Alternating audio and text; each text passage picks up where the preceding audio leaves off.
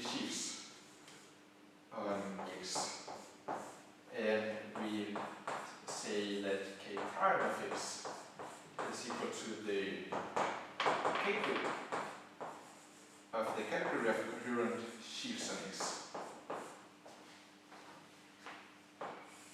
And the first question is, when we have this set up, when does the morphism F induce morphisms between K-groups?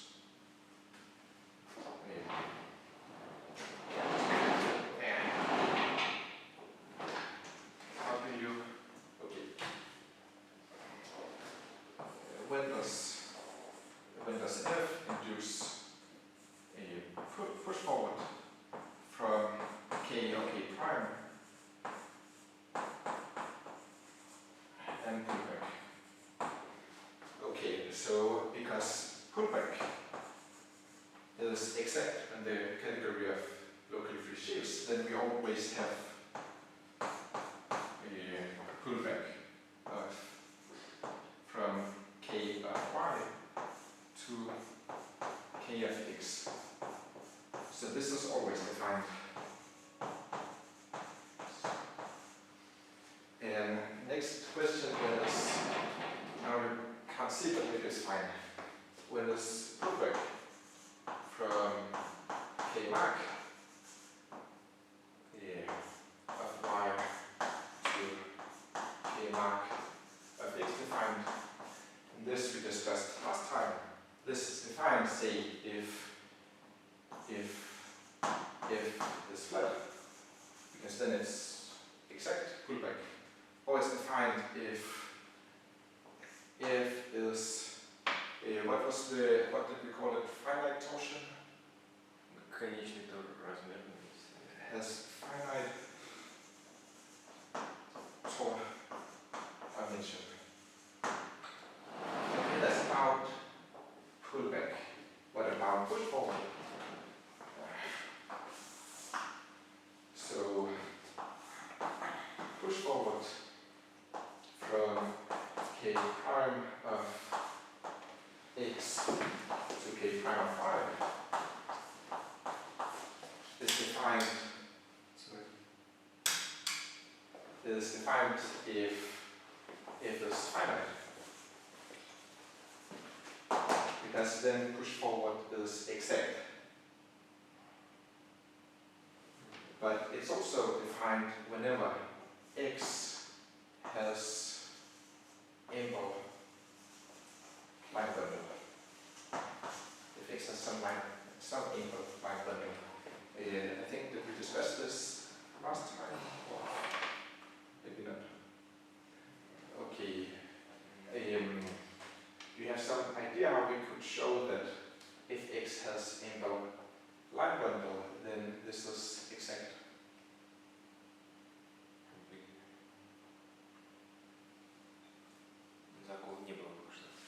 So let's call this a proposition. So I guess this is quite strong.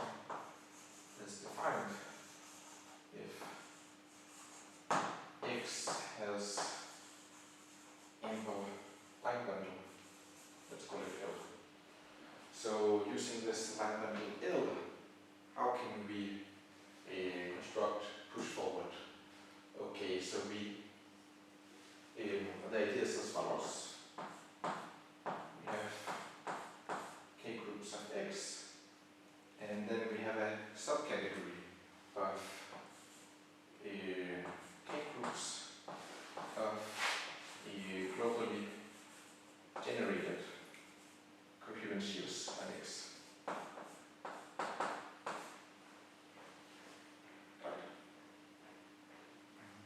And when a sheaf is globally generated, then there are no higher derived push forwards.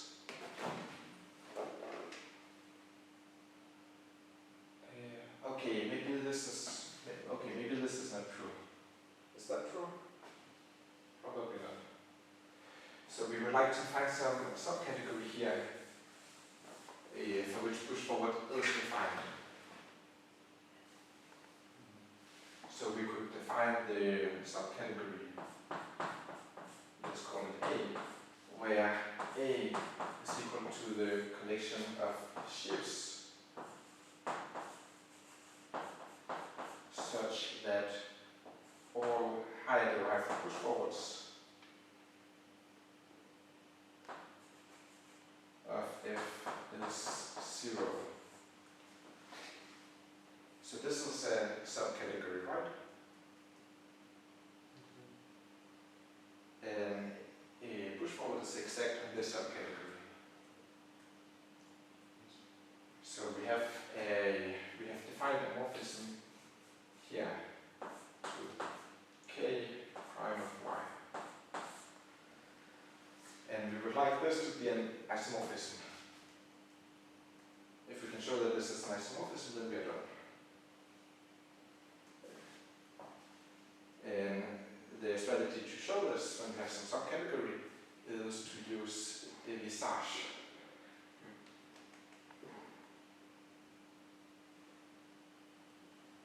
I think globally generated is fine. I think if a sheaf is globally generated, then it has no high derived push forwards.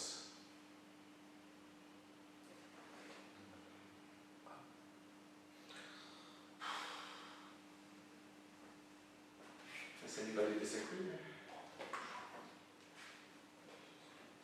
I don't see why it's true.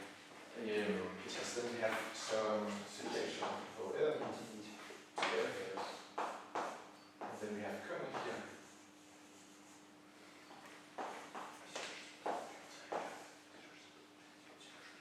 And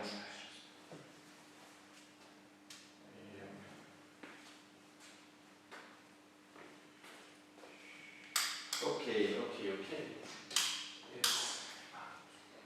It's not necessarily true. Okay. But this thing works.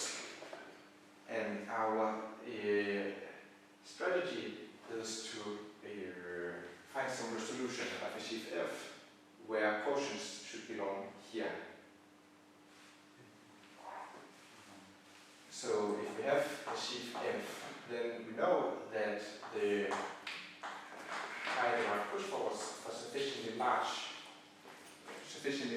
high derived push forwards of F must be 0. Because this is a morphism between the theory and schemes.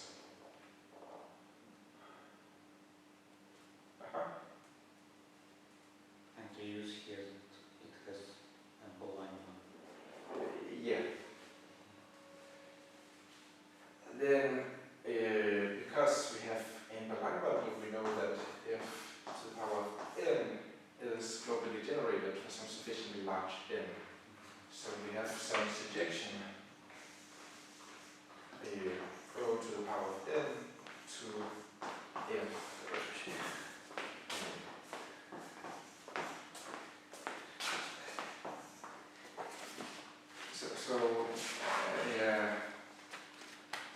Now I'm trying to prove this statement that push forward is defined when we have an ample line bundle. And I just have to remember we use here the category of sheaves with no high derived push forward. Right? Yes. And we take a sheaf F in here, and we would like to find some finite filtration with quotients in this subcategory, such that this is an isomorphism. Rather a resolution. What? Probably a resolution of filtration. Resolution. Yes. How to get filtration. We use some resolution with objects here. Yes. Right. So we start with a sheaf F, and we tensor with some sufficiently large M, and then this is a surjection, and we take the kernel here. And then we tensor this short exact sequence with O minus n, and then we have O0 to G minus n to O m minus n to F to 0.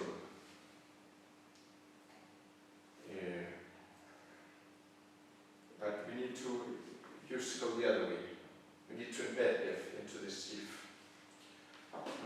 So we just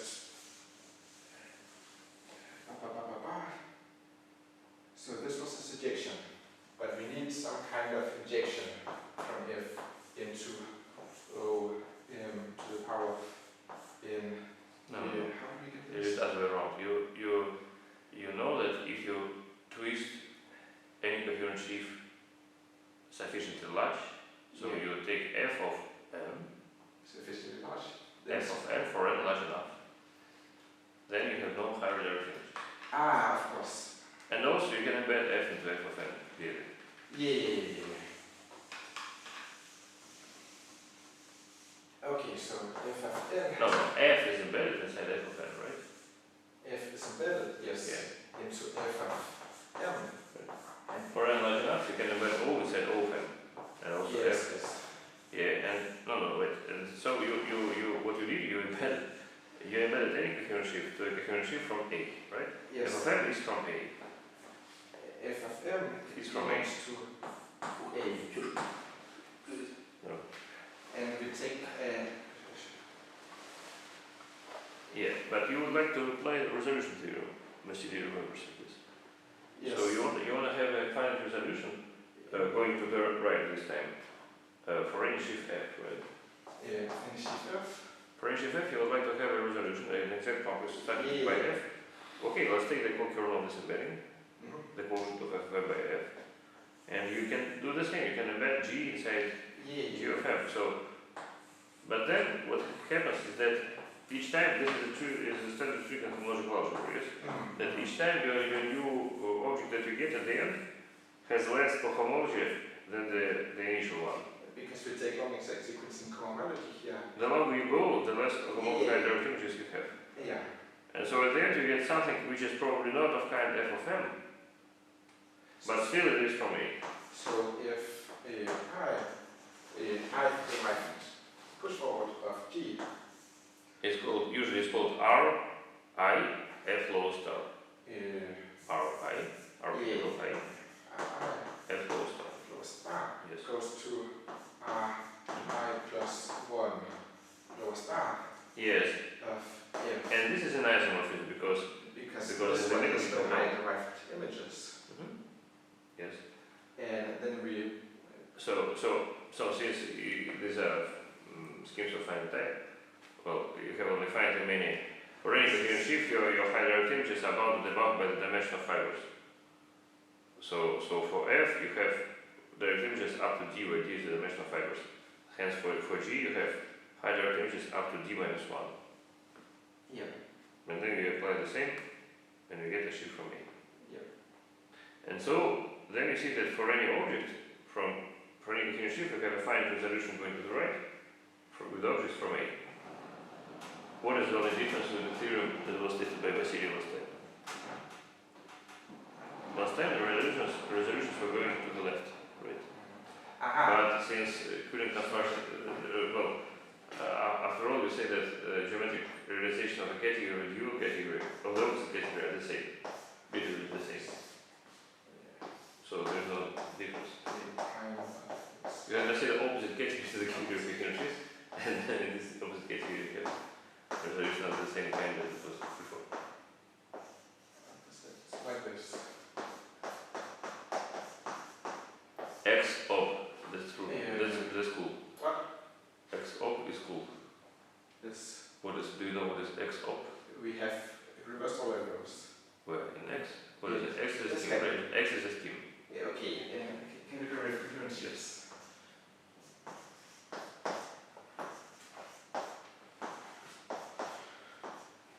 Not here. Just it. Okay. That's it. Right. Okay. And next, I should state the projection formula. We don't really use. So what is the statement of the proposition? I don't see. So the proposition is that You say if X has ample, push forward, then we then have, what? then we have a push forward from k prime of x to k prime of y. Then we can define push forward of k groups. But I don't see the statement of the body forward. The proposition. Yes. So if X has ample L, and then somehow you should like Right. with a strange embedding, which is not embedding in general. Okay. If x is implied by loop here, Yes. It's written already. then There exists there exists something which we define to be F over star, right? From K prime. k prime of x to k prime of y, which is And F is improper. This was written somewhere, right? yeah. After the beginning. Okay. Yeah. And in the diagram, your vertical embedding is not embedding, it's an isomorphism. Yeah. Now it's okay, great. Okay, so should I state the projection formula? Do what? State the projection formula. I don't. Okay, so I suggest you to follow the plan. Okay, we have But maybe you could push the blackboard up. okay, if we take x in k prime of x and y in k of y, then we have an isomorphism if we x times product of y. This object in k of y is isomorphic to y times push forward of x. And this version just follows from usual projection formula when we have a locally free sheaf on y and a coherent sheaf on x. But in fact, there are a lot of different versions of this projection formula. It also works for a k0 if we put k prime here and not k prime here, but that gets much more complicated.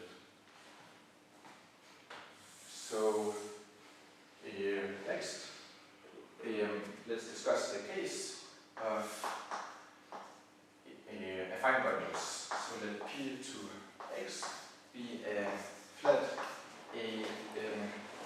bundle. Then we have a proposition that says that pullback from the k groups k prime, or not k prime, it doesn't matter, x to the k groups of this bundle is an isomorphism. So intuitively this means that k groups for schemes is homogeneously invariant. We can contract such affine bundles. And the strategy for the growth, so let's just take a quick sketch, is that if we have x and we have some closed subscheme in x, and we use u to denote the complement, then the arrow goes in the opposite direction. You don't need to erase everything. You could have updated the arrow. Maybe. No, it goes in the opposite. Z is included in x. It's a complement. Both arrows. No, don't erase everything. Okay, Z and u are included in x. Okay. But maybe we should clarify what do you mean by AM bundle. You say it. So we need the morphism to be flat. So pullback is defined. Yes. So it's a flat. It's a flat morphism. Yes. And all fibers are isomorphic to affine space, n-dimensional affine space. Does it imply locally trivial? I think flat implies yes. No. But No, I think if it's flat and every geometric fiber is AN, then geometric. Then it's a vector bundle. If you require, so I probably understand this if you require that just all fibers over all schematic points are affine spaces over quotient fields. But if you require it only for geometric fibers, doesn't apply this? I think if it's flat, then yes. Why? Because there are no flat forms of affine space here. Yeah, that's Why? okay. Is it clear? Descent. Well, the group of homomorphism of affine space. Yeah. What here? There's no cohomology. Why? Do you know the group of homomorphism of affine space? Jacobian conjecture? Yeah, I know this thinking. I'm not sure it's clear. Well, let's for now. Let's relax. So let's imply that all fibers over all schematic points, not only over geometric ones. Okay. So all schematic fibers are affine spaces. Well, let's say it's a spec of.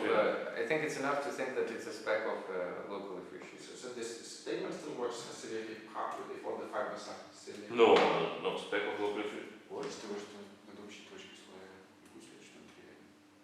Чё? Что значит у нас есть скинуть точки. Можно подумать, что у нас есть геометрические слои, а не пространство. А можно подумать, что просто все слои геометрические пространства. Лучше подумать, что все слои афинные пространства. Ну, наверное, следует, но давайте будем честно говорить. Что? Зависит? Нет, просто если не учить, то в смысле нет. Ну, кому-то векторные слои будет терять. В любого векторного слоя надо учить точки и слои векторного пространства. А ты что?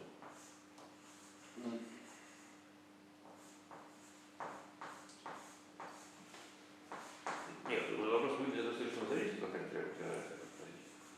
И действительно, некий вопрос. Возможно, будет. Но это совершенно не то же самое, что векторное расстояние. Здесь может быть сечение векторов. Афинное расстояние.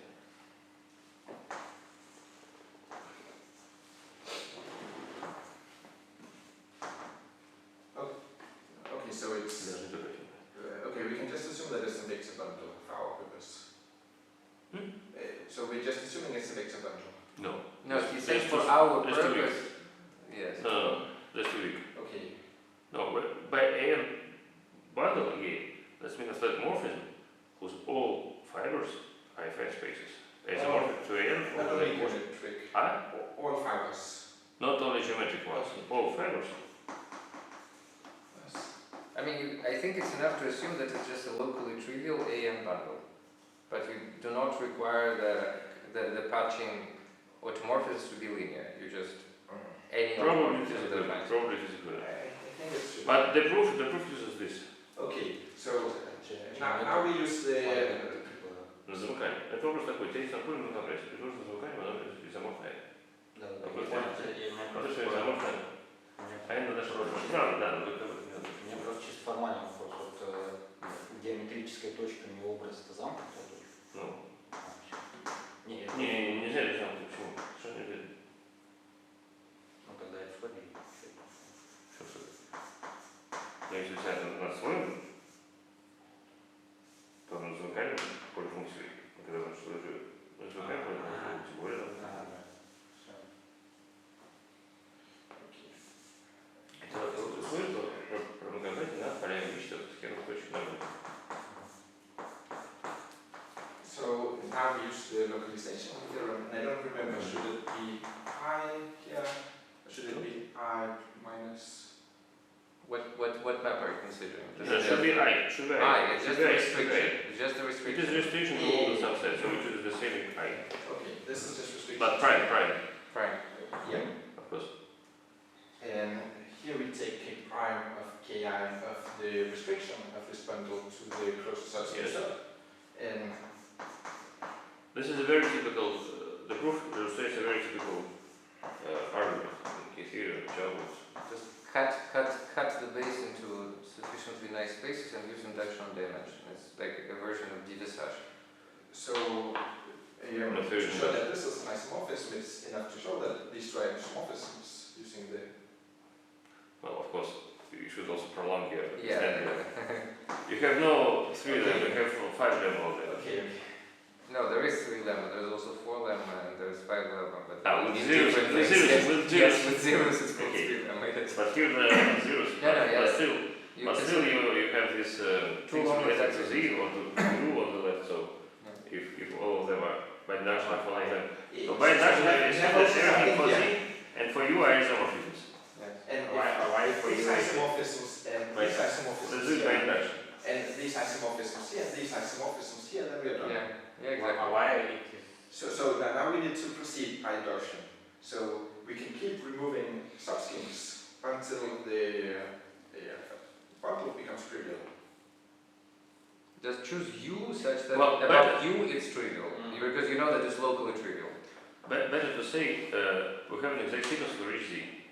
We have a morphism of complexes for each z. Let's apply the direct limit, the inductive limit with respect to z. Let's make z bigger and bigger.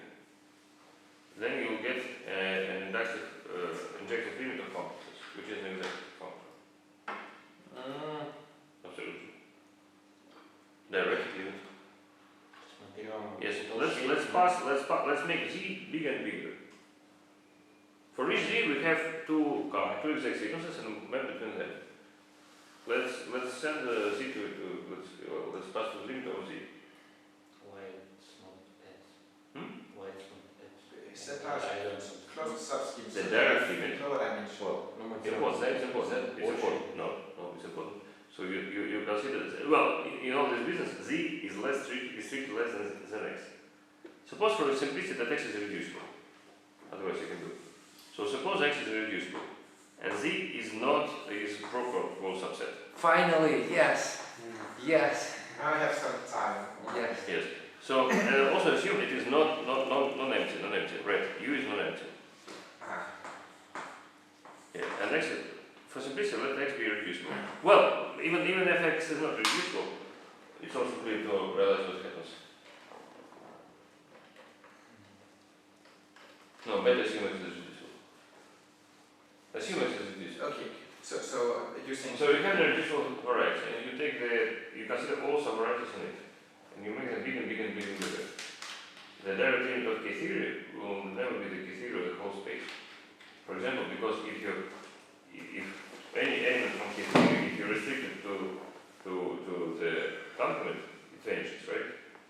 So it means it is in the kernel of the restriction of K-theory of the embedded space to K-theory of the closure of the fraction field, of field of fraction functions, right?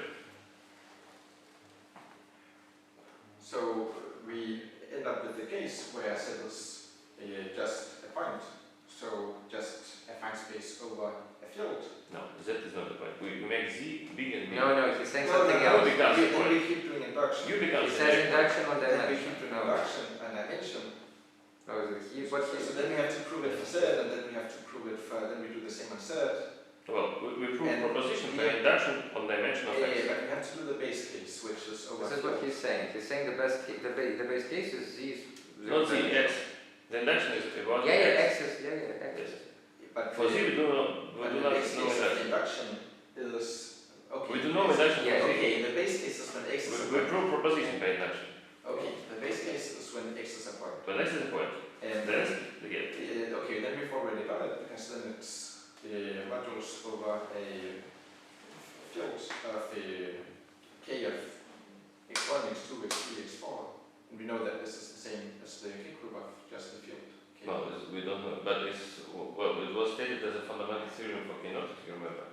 And there is a version for high K-groups, you should formulate it. So an important theorem here is that for any field F,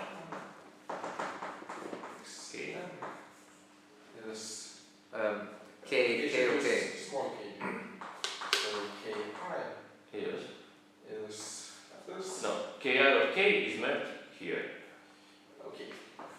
right? K By extension prime square. of K is mapped here, and this is And this is an an isomorphism. Yes. It was stated for K-naught, if you remember. And it is true that it's true for any high Kh. Well, it's proved by very similar general things about K-theory that Vasily told us about last time. Okay. So next, slightly more complicated examples when we have a. But everybody is satisfied with the proof? Why did you limit OZ? Because we take U over which the bundle is trivial, then we have.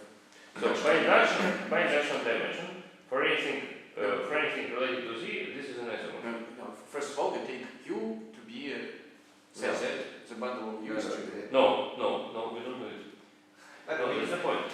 we can also formulate the same argument in another way, where we just do induction, where we keep removing subschemes until we end up with some base cases where the bundle is trivial, or Z have dimension. Z is just X is just. What is this tree? It's where we keep removing subschemes, and the subschemes get smaller and smaller dimension, and Bigger dimension. it depends on where you. No, let me write the limit. Здесь открытый, который мы сегодня no, I think you're discussing something. No, это ключи даст. Все, мы берем его, берем ему дополнение. У тебя проходит. Зовем проходит. No, he's not asking about нет. Я правильно. Нет, мы не проходит. No, Sergey is speaking about Ну, something. реально доказать. Хорошо, пусть одну тривиально ставим. Да, берем Z, размер меньше, все, как появился. 5 м. Но Сережа просто обучает вас более культурному Не, подходу. Сережа, хорошо, меньше. он спрашивает, зачем к пределу переходить. Не, а почему надо тут докажешь? Надул, потому что там произведение. Потому что По Мамелькину. И что, кто стал произведение? А? Кто стал прокатировать произведение? Ну, Наверх. Это никто еще не сказал. Никто не сказал. Да. Это точно так, что того, что собираешься написать. Нет, но мы Вы с самого начала расценили реально. X крест АФ, да? Мы ничего не Мы пока нет. хорошо. Мы пока пропали. Отдельно пропали, но не знаю, что. So you started talking about the field. We're talking about it. There is some extra statement about field. This is some theorem, fundamental theorem that we will not prove. But the proof is close to what was proof. But now, what I suggest is to pass to the limit. So, it's a very standard reasoning in algebra. So, let's take the direct limit over rho z. Then what we get for the up. So, what will be this term? Well, this will be something. There will be direct limit over rho z, k prime of z, right? Here will be direct limit over rho z, k prime of pc. And the direct image is an isomorphism. By that, direct image of isomorphism is an isomorphism. Okay. Clear. Here will be the same kix.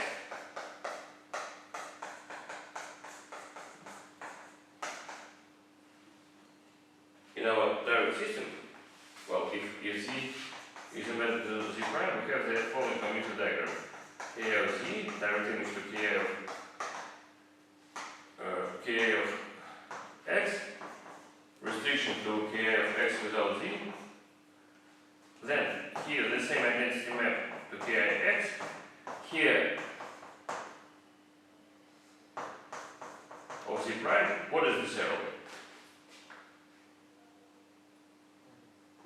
Push forward from smaller closed subset to bigger closed subset. We can do push forward as it was explained for any proper map, in particular for closed embedding.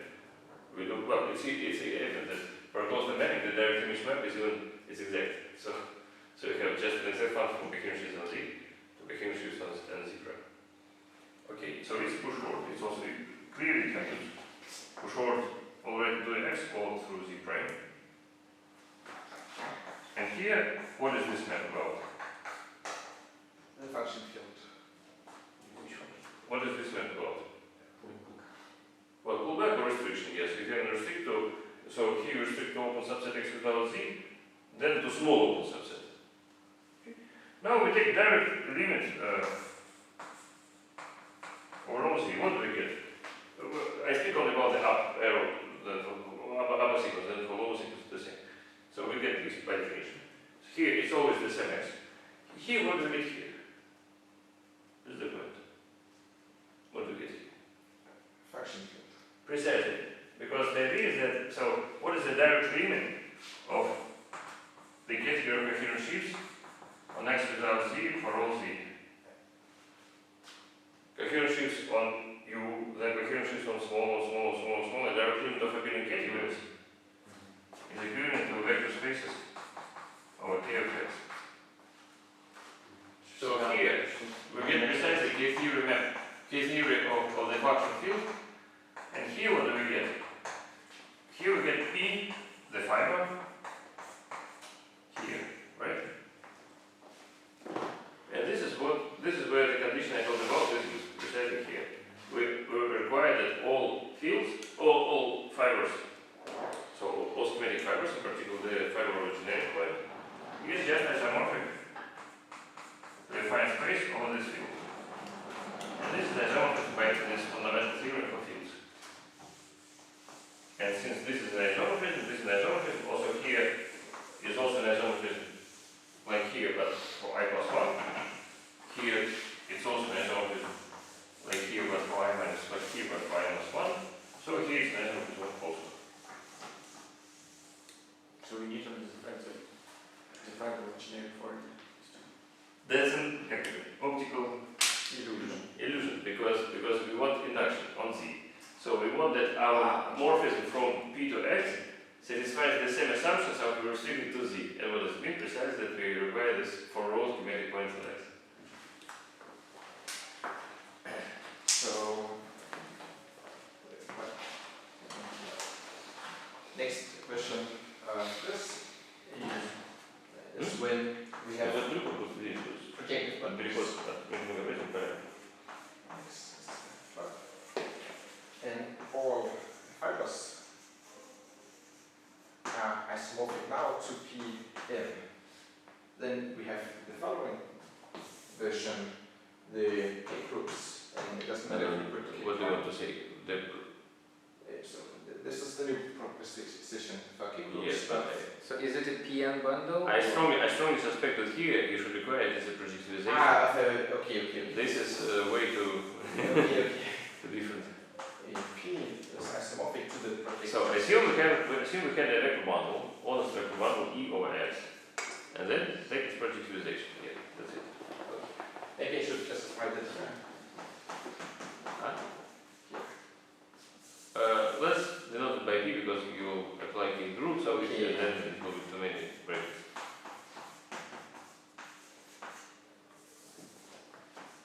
Then the K-groups, and it doesn't matter if you use K prime or not K prime, of this bundle is isomorphic to the direct sum. Okay, we need to say that the range of this bundle is equal to n plus 1. And the K-groups of x n plus, it's n plus 1 times, yes. Well, check for K0. Your rank is n plus 1. Think of K0. If the bundle is... Think about The bundle is cohomology of okay, CPN. okay. What about cohomology of CPN? No. No. No, plus 1. Because cohomology of CPN has n plus 1 positions. So it should be n plus 1. From 0 to n. Okay. Гомология проективного поля. Yeah. По проективному пространству. Ну, в смысле, по группам.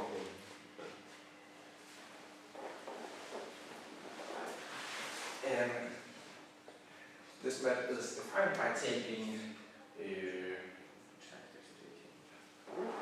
map in this direction is defined by taking a 0, a 1, a n, and sending it to the sum of a I. Pullback of a I. Yeah, the morphism is flat. Right? The morphism is flat. Hence we have pullback. Projective bundle times set to the power of I, where this set here set, it belongs to K0 of P, and it's the relative bundle. What? It's O1. It's O plus of O minus 1. O Plus plus 1, minus 1 or minus. Traditionally, let's put minus plot. It doesn't matter. Doesn't Okay, so the proof by exactly the same argument reduces to the case when clear what is O minus 1?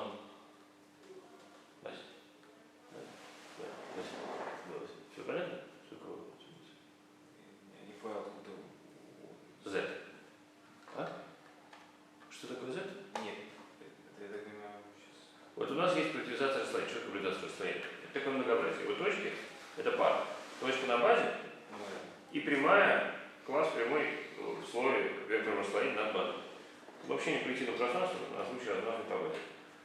Вот, почему же? И очевидно, что над таким расстоянием, как над этим пространством над точкой, есть каноническое линейное расстояние. Вот минус единица. У нас каждая точка P висит, вот, собственно, самая прямая, которую мы выбрали. В случае проективного, например, пространства, то это разделяется от минус единицы, но в случае проективизации тоже от минус единицы. Вот. Это некое линейное расстояние. Окей, у него имеется свой класс. Brackets, yes. This class of all minus 1. Yeah, that's why I say No. Z is a class. O of minus 1 does not belong to K naught of P.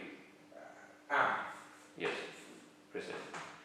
And so the statement tells that this Z is named K naught of P, and somehow its powers after n plus after n generate freely K groups of P or K groups of X.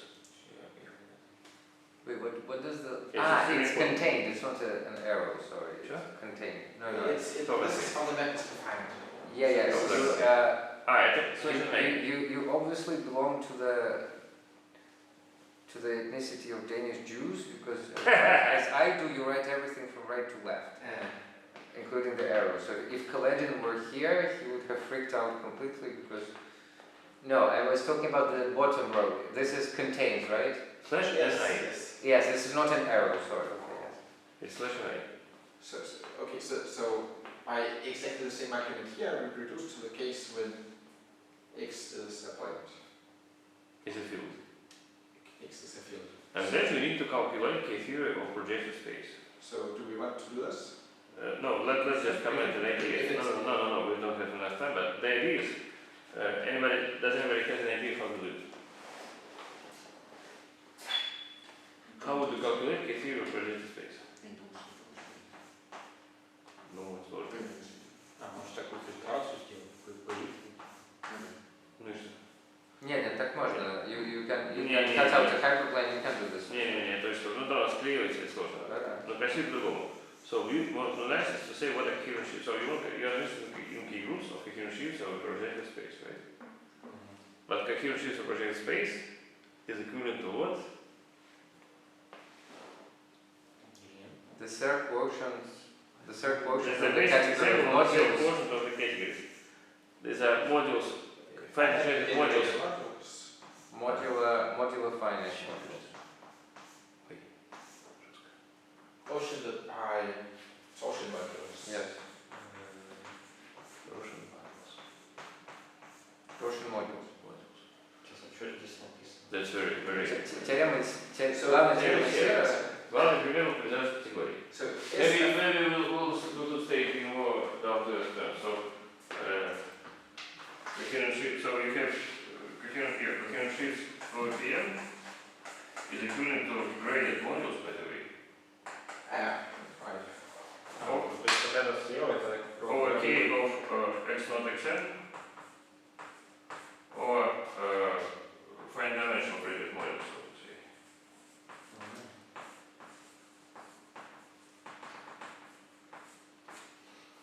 This is the main example of thermalization. Мы доказываем? Нет, это Что надо добавляет теорему Сера. Это Главный счет. это сложно? No, the form presents follows. You send f to direct image of h naught of n f of n. Да, это стандарт. That's really the standard.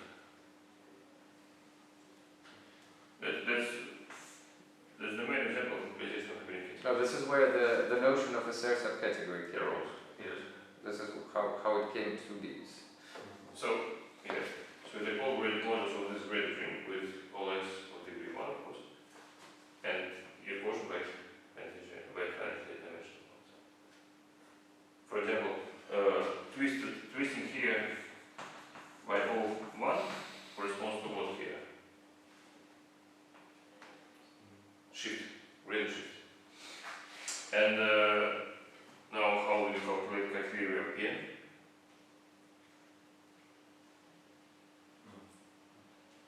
Because it's a quotient, and so it's a quotient of K-theory of one category, K-theory of another category. And well, for graded models, there is some trick how to calculate K-theory, but we will not discuss it because we don't have time. But it's not difficult. It's written very well in Suskin's service.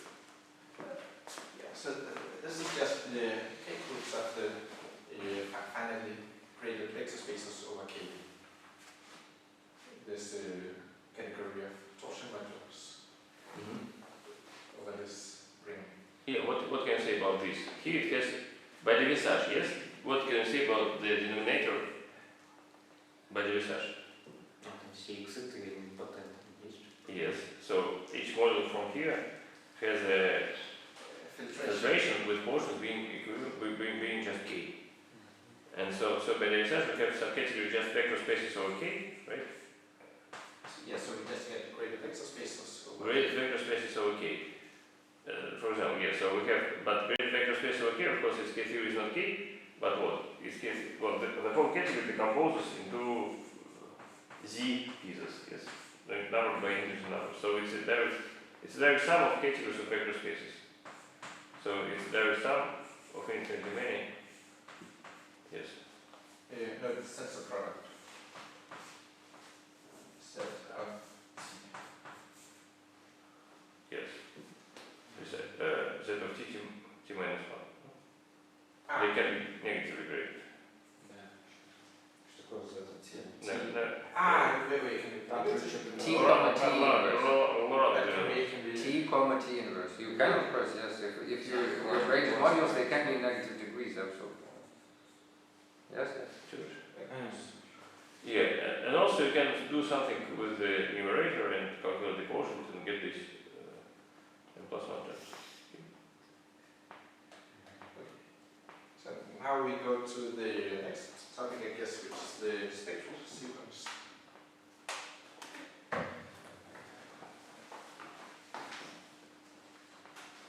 So now this idea of the fruit that is being erased will be used even more.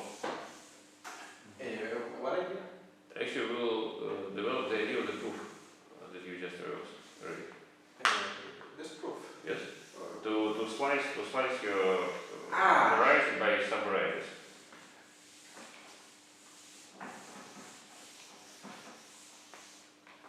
So I will state the spectral sequence. First is a Brown, Gaston, Quillen spectral sequence. And it says that and we have a spectral sequence where on the first page we put the indices a little bit, so we put the okay, maybe I should put definitions. I put definitions below. We take the direct sum over all points of codimension I. PQ. So I suggested to follow the notes. but you changed the notation from Suslin's. Yes. Suslin's. Because, yeah, that's why I suggested to follow the notes. Okay. And then we take the K-groups and we put minus I minus J of the K-group of the function field of this sub-variety. Yeah, so it means that ij are negative. I is positive. No, I is positive, yes, and j should be Yes, negative, yes. otherwise And this will converge towards, and we have K it's I prime plus j. minus I minus J of X. K prime is prime. Yeah. Yeah. Okay, so first I will draw it and then I will talk about where this comes from. So if we draw it and we put I here and J So here. how K-theory of the whole space can be decomposed into K-theory of the function of quotient fields of all schematic points.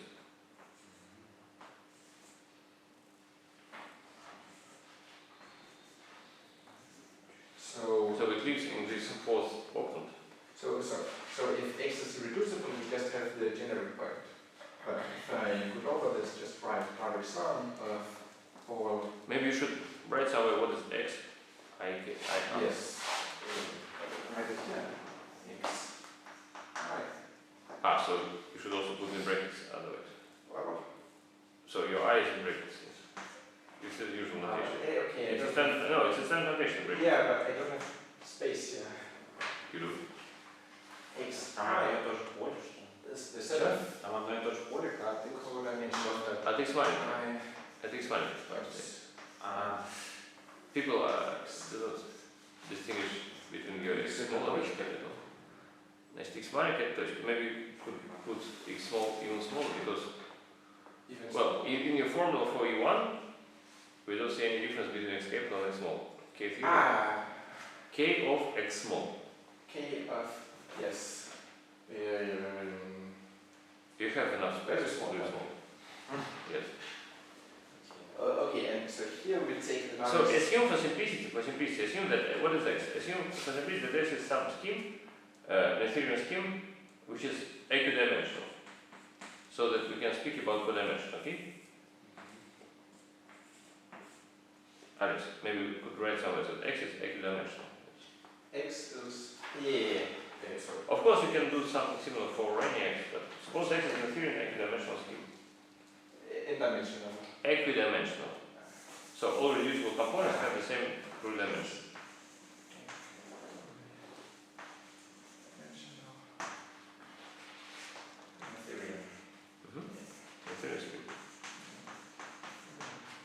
Not necessarily over a field. Okay, so and here we take the direct sum of all the points in x0 here of the first K-groups of these function fields. So in particular, if x is irreducible, you just speak about K-groups of the function field.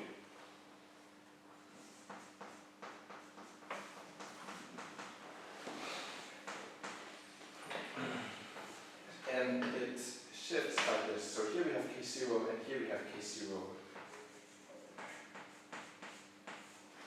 So on each diagonal, you have the same K-group with the same number.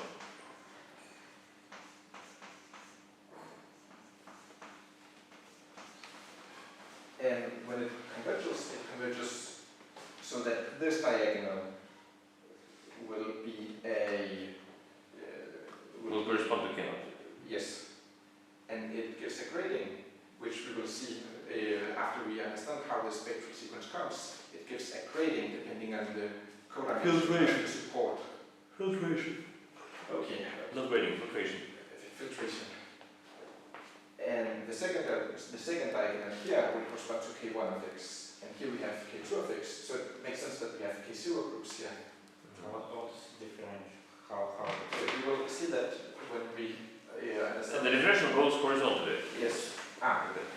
So and To 0. we will understand how these maps are exactly defined as soon as we understand where the spectral sequence comes from. But this is what it looks like. So now let's talk about where it comes from. So just picture a ledge. It goes. Since we all like topological algebra, we write all spectrals, all differential goes from left to right, and E2 goes. So we are write all spectral sequences so that E2 goes like that. Okay. And which means that so in this case, if this is Ij, so it means that the spectral sequence lives in D's dimension of x. And it means that the spectral sequence lives here. And first the differential goes like that. In the next it goes like that, then it goes like that, and so on.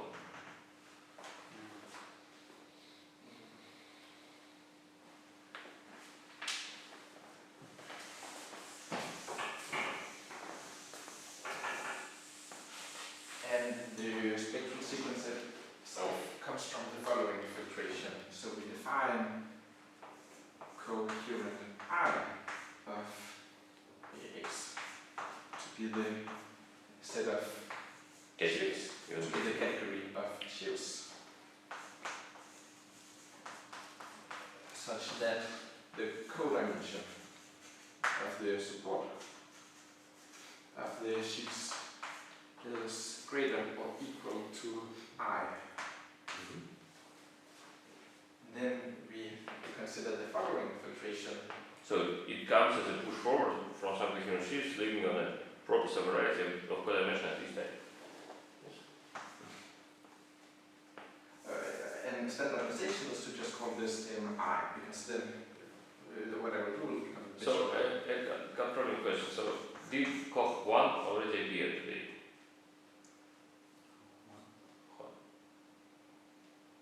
But MI is shorter. M1, okay. Did M1 already appear? Did M1 already appear today? Not without anything written here. Huh? Yes, but with some things written here. No, So no, it didn't appear. you did. You remember when I have taken the limit of rho z? This is precisely M1. You mean, I thought you meant notation.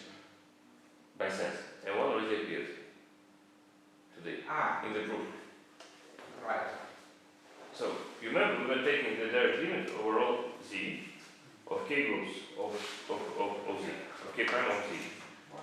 Which means that we were taking direct limit, we could also speak not about varieties but about k-squares. Yes, so we have taken direct limit of k groups of k-square coherent sheaves on z, which is the same as k groups of the direct limit of Koch z. Direct limit of Koch z is precisely M1. Yeah, this was what we discussed before. Это же так, больше, они тоже. Что это? Ну, больше они тоже будут так обратно.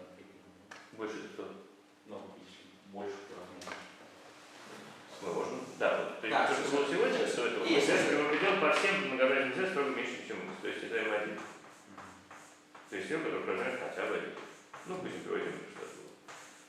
Да, можно взять те, размер более тонкий, хотя бы 2, хотя бы 3. Ну и на самом деле, когда мы делаем то доказательство, это на самом деле то доказательство очень вот в сердце этого спектралки. Потому что, помните, мы вот по индукции, да, Настя спросил, почему там недостаточно общей точки. Потому что мы по индукции доказываем, берем Z. А дальше мы когда Z повторяем, по индукции доказательства, мы уже берем прямой предел по всем, кто живет Z. А если мы еще определим по всему X, то мы возьмем прямой предел по всем, у кого размерность уже хотя бы 2. Это M2 и так далее. То есть это в каком смысле так явное выписывание того доказательства индукции, вот, что получится, если все.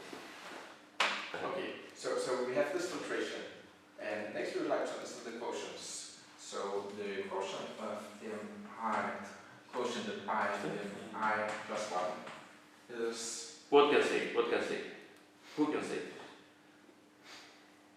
You're looking at me? Нет. Это будет прямая сумма вот этих каких-то, ну, векторных пространственных как, ну. Нет, надо доказать. Прямая сумма что? So I don't think it will be, the category will not be the same as vector spaces. The K-theory will be the same. But as a category first. Right.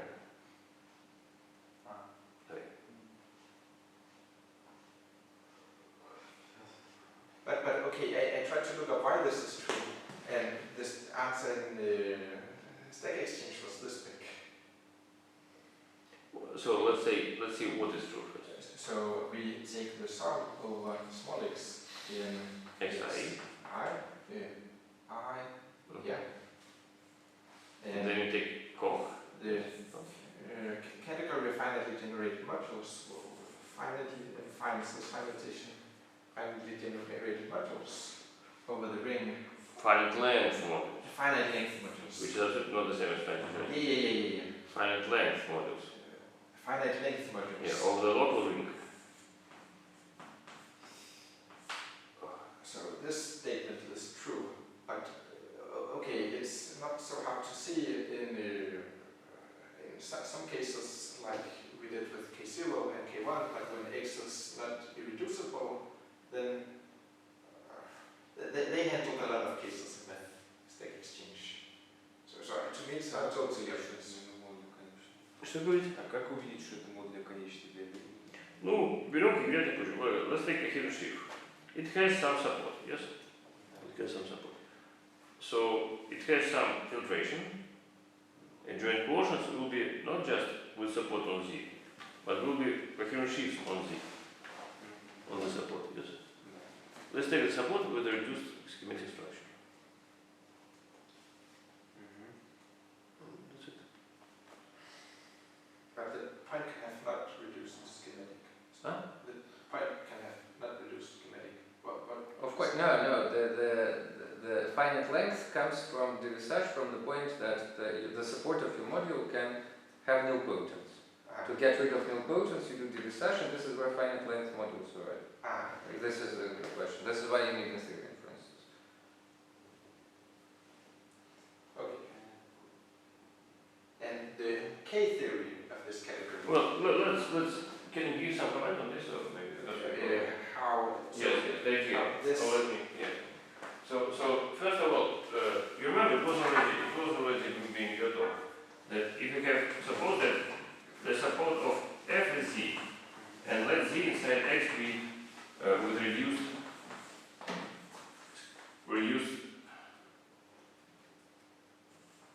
structure, schematic structure, yes? We can do it. Consider support what is a closed subset inside x. Consider it with a reduced, so probably this is not reduced, but here put reduced schematic structure. It will be a closed subset here.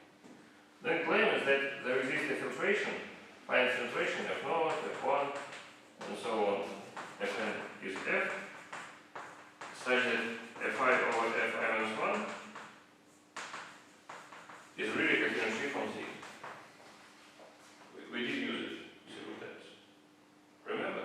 For example, we were playing the research and this idea to show that coherent shifts on Z and then map to coherent shifts on X with support on Z use isomorphism on K in theory.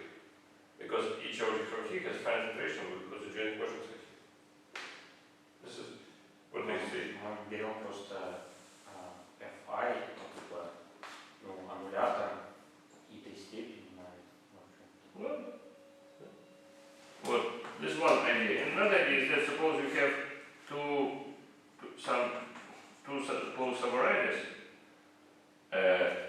sheaf has support on their union. Then I claim, so consider FZ1. Guess what? What is FZ1? Ah, so Let's say Z1 be F restricted to Z1. We can do it. And then push forward to X. And FZ2 is F restricted to Z2, okay? Restricted even in a direct sense, just restricted. Then here, this restriction outside of an intersection is just an isomorphism of this case. So we get two coherent sheaves, one it lives on Z1, another lives on Z2.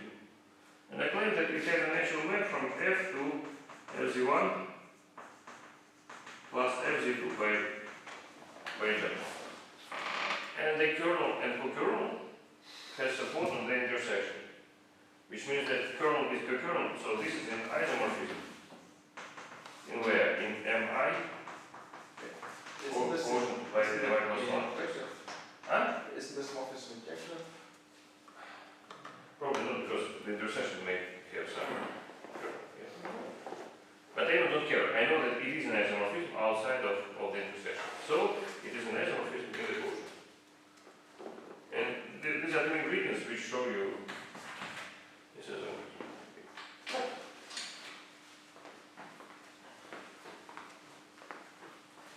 And to calculate the K-theory of this category. Now we apply our lovely research. Yes. So maybe I will erase it so that you can think how we can find the K-group of this thing.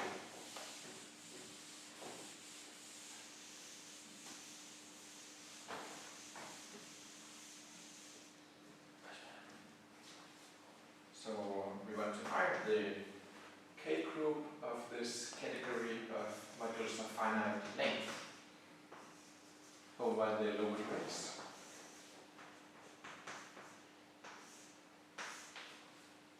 And we can do this using devisage, because all finite length modules have some filtration where all the quotients belongs to what do they belong to? Vector spaces over quotient field. Vector spaces over quotient field. Yeah. So this is the same as the K-theory of vector spaces over the function field of X. And this is where these ones comes from. So now we use the localization to get a long-exact sequence of K-groups. So we have, I don't want to be careful again, and this is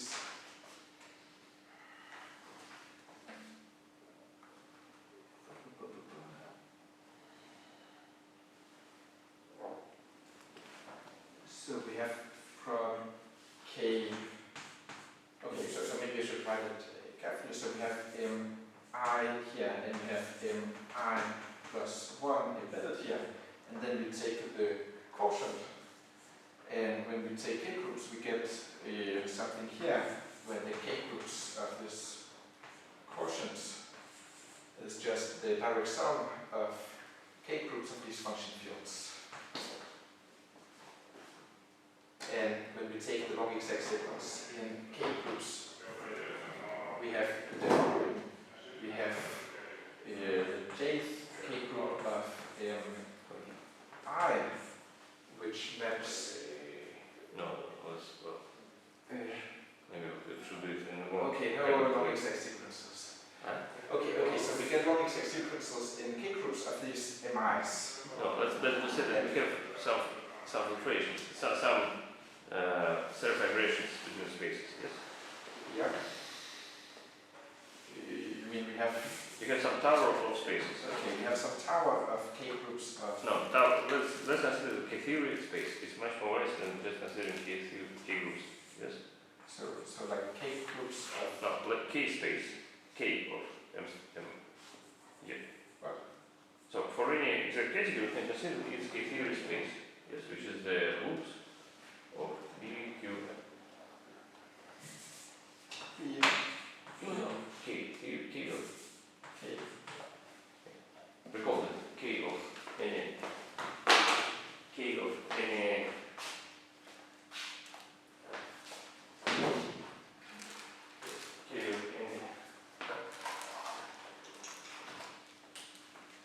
we use this notation that K of an exact category M is loops of B, Q, M. So for any exact category, this is already K-theory space. It's homotopy groups and K-groups of M. Чем лучше? Что homotopy groups и K-groups of M. Ну.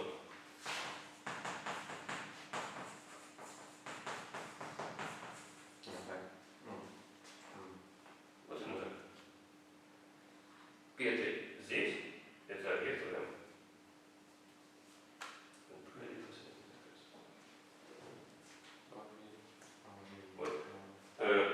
Yes, so in these terms you have map from here to K-theory of MI Plus. Так плюс конструкция надо брать. So we have a map like that, yes? And we know it's a set of vibration and its fiber, homotopy fiber, is K of M I plus 1. This is a general localization theory. So what do we get? We have K-theory space of M. Yeah, and this is equivalent to the product of, well, there is some, if you want, the sense of space. Well, So they write co-product, but that's still so. right, for product, yes. Or K-theory spaces of K of X, or O of X from X. Yeah, it's a.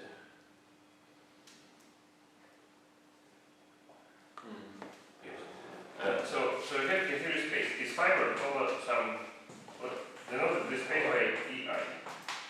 So this is fiber over E naught. Then here we have some fiber, and this is fiber over E1. Then here we have some fiber, and this fiber is fiber over E2. And here we have some fiber, and this fiber is fiber over E3. And so on, and at the end we have some EN, which is just EN. It's a tower of spaces. And for example, in homological algebra, if you had what should be its counterpart in homological algebra, would you say that you have some complex and you have some surjective map to some complex D naught? Then you take the kernel. And if you have some surjective map to the complex D1, then you take the kernel of this map of complexes, then to D2 and so on, and some Dn. If you have a picture like that of homological algebra, what do you get? You get a spectral sequence, conversion from homology of D to cohomology of C. In topology, we have a picture like that, it has a spectral sequence from homotopy groups of E, conversion to homotopy groups of M. And it is this.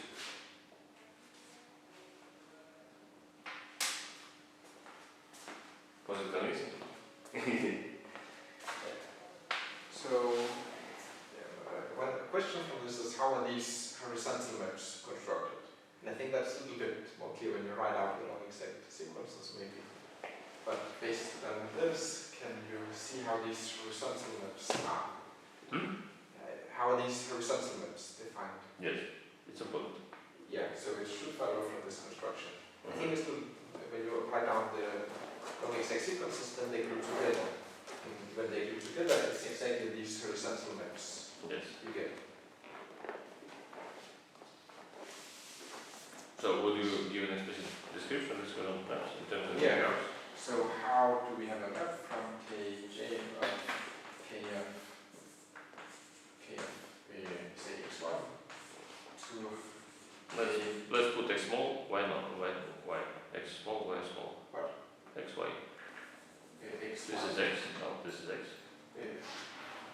x and y, k, J minus 1 of k of y. k minus 1 K of y. So what are x small and y small? These are schematic points on x. So such that y is in the closure of x. Y belongs to the Closure of x. of x. And moreover, the difference of codimensions is 1. So geometrically it means just that you have some reducible subvariety of codimension t, and on it you have the reducible divisor. So we have an embedding of y into x bar. And this is a reducible divisor on a reducible variety.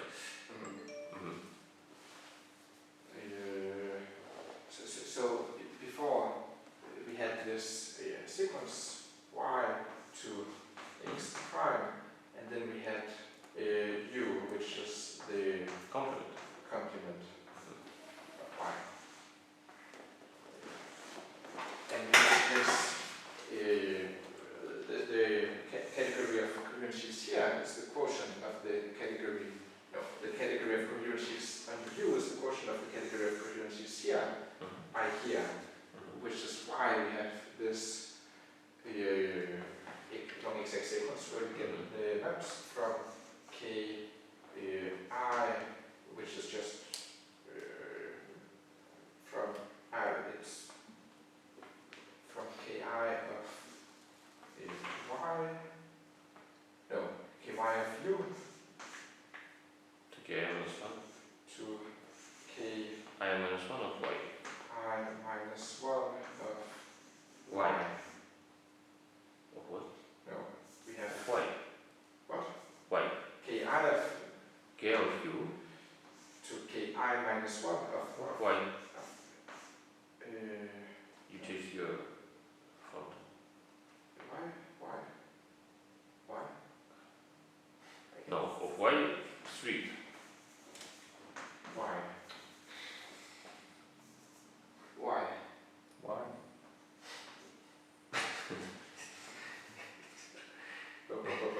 Okay, What is y? I absolutely cannot distinguish Yeah, between why- your capital letters why and is small the letters. point in the closure of x? Why is the point? Yes, Why is it's from here, so y is from here, and x is from here. So we have this. So you would like that your y would be a closed subvariety or subset, closed subscheme inside x bar, but it's not a closed subscheme, it's just a schematic point if you really explain like that. Right, so zx, z.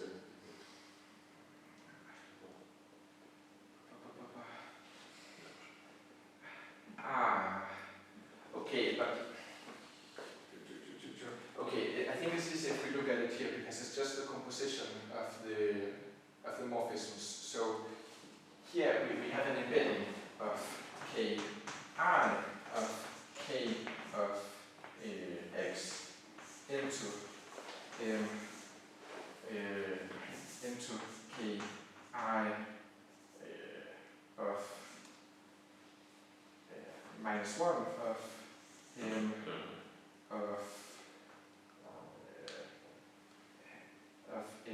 j. No, let's do it a bit more explicit. So, more explicit, let's write some pictures. So, we have variety x.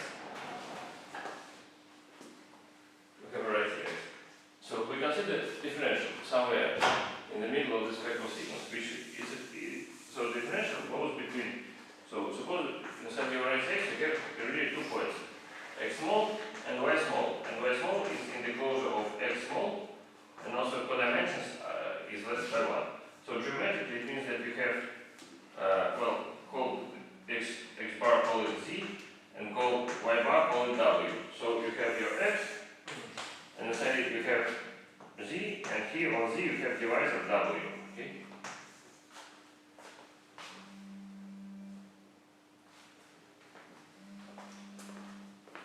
And here divisor w.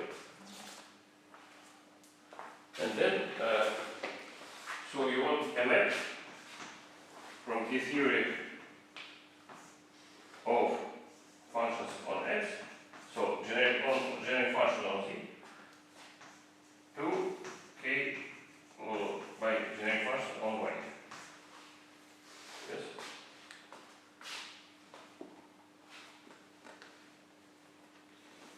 Maybe I should replace it by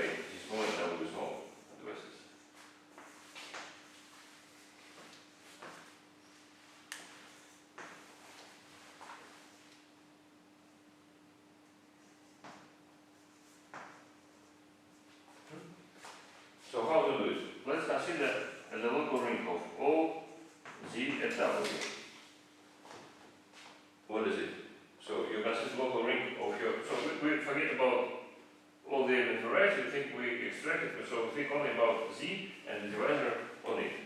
So I found that given an irreducible riser and a divisor on it, you have a canonical residue map from K-theory of the functional field of variety to K-theory with less by 1 of the functional field on divisor. It's a residue map. How is it organized? So you consider the local ring, and on the local ring, so you have a closed subscheme which is precisely spec K of W, right? And the complement is what? The complement is spec of K of Z. You have one-dimensional local ring. If you throw away your maximal point, you get a generic point. And so, by along the exact sequence, you have a residue from here to here. This is closed, this is open. For example, if you knew that this is, in nice case, this should be a DVR, otherwise it's unbringing to say DVR. Yes. You always normalize it to get a DVR. If your divisor is given by one equation and its own generic point, then this is a DVR.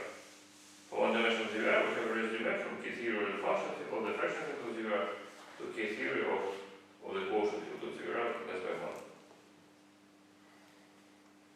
But you can also say it like that.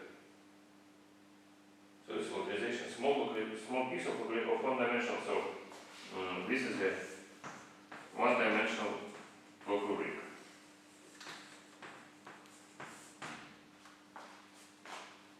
You localize everything and then you take the localization. Okay. So let's try to see what the spectral sequence looks like for some simple smooth gating varieties X.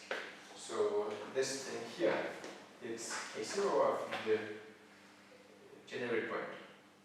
So here we just have set. And here we have set for each point of codimension pi. So this corresponds to a one cycles K1. Two cycles of codimension 1. And What I do? Why did you write K1 here? just for cycles of length. So K1? Where do K here? But set to the power of, I don't know, n. Not to the power. There are some overall reducible points of Z. So the better way here will be to just erase K0 or K of Z X and put Z. Set here. Yes. And similar here we have set. So at the end we get 0 cycles. Before we get just Z. So on the diagonal we do have rules of algebraic cycles. Which is always very interesting from the point of view of algebraic. And here we have K1 of the function field. No, here. Not here, here. Here we have K1 of the function field. So let's write K of X star. Yeah. K of Yes, K of X. It's Oh, K of X not probably, yeah. X star. So on overall diagonal we do have here direct sum. K of X. So in this diagonal we have some K sets. of X. K of X. Where X is from here, but the right from where? But the right where is it X from? X in X2 here. 2? Here we have 1. Ah, this is 2, okay, 1, yes. So here we have the following thing. It's a generalization of the notion of algebraic cycles. So we choose a finite collection of reducible subvariety. And for each reducible subvarieties, if it were an algebraic cycle, we would give some integer number. But here we choose some element in its invertible functions. In some non-zero rational functions on it. Rational function on it. You see? It is called K1 chain. Так а что там будут за отображения? Мы еще не обсудили. Как мы это обсудили? Вычислить. Не, ну в смысле, например, нулевой. Тут здесь, да, сейчас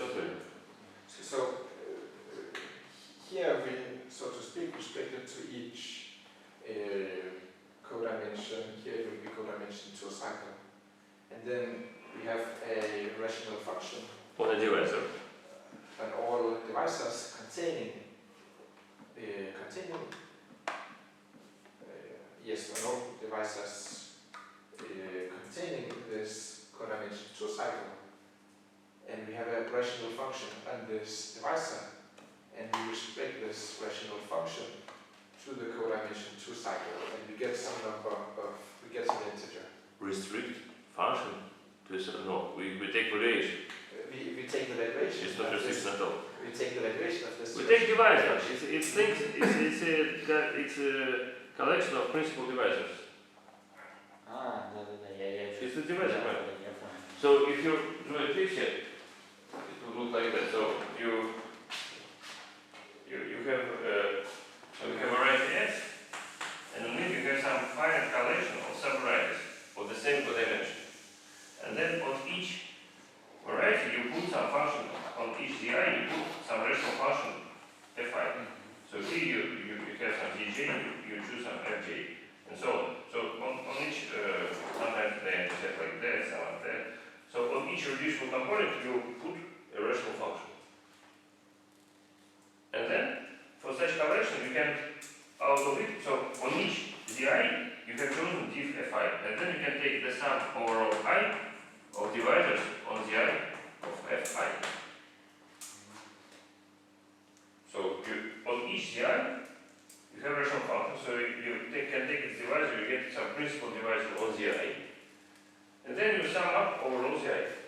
And what is interesting that on the intersection, this intersection component can get some coefficient from fi and also some coefficient from fj and also from somewhere else. All of them, you sum them, all of them sum up, and you get some algebraic cycle. And the co-kernel of this map is by definition what?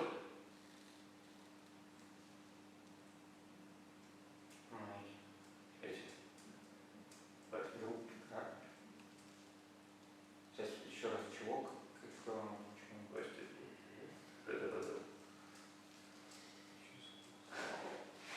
Мы как игрок вот роль не берем, я что-то забыл. So we have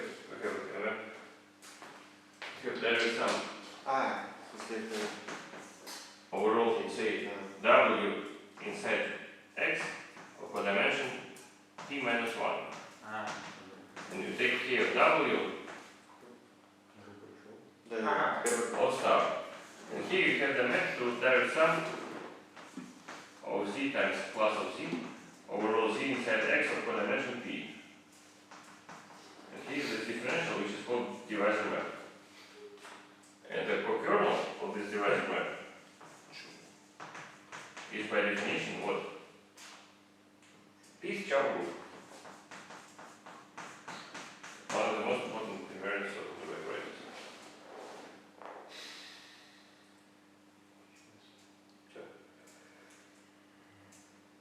Это мы только на диаграмме помним. Если это Not the diagonal is a group. Yeah, but what is interesting is that so more generally you can do the same thing, but so another differential. So on each irreducible component, you put not a rational function, not an integer, but what? An element in K group of the function field of Z. So here each fi now belongs to K with some number, I don't know, some number of K of Zi. On each component now, more generally, we put in another path. So we discussed this diagonal, but on other diagonals, you put some elements of K group of function field. For example, of K2, which is K2 of mu, some of symbols. And then, again, you can take any residue of this, yes? As I said, you have residue map. So basic brick here is that if you have an irreducible device and a reducible device, you have residue maps like that increase by 1 degree of the K group. And so here you have sum of K, let's say n of K of W. And here you have this residue map of G differential. Residue map to the sum of Z inside X of K minus 1 of K of Z. But for example, if n equals 2, then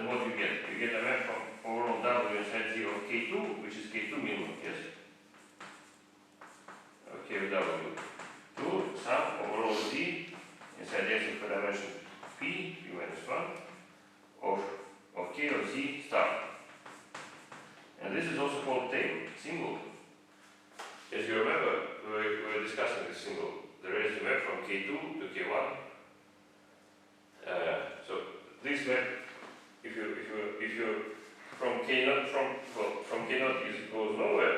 From K1 to K0 is variation, and from K2 to K1 it's a Hilbert symbol. So you can do the same. For each useful component we have put an element in K2 minimum, some sum of minimum symbols. Then on each symbol you can calculate explicitly. Remember, there is an explicit formula. Hilbert symbol, and get some irreducible function on each irreducible on finite domain divisors on each ZI. Some divisors on ZI can also live on the J, and then you multiply these functions. Yes, and so this is a residual graph. This is the definition.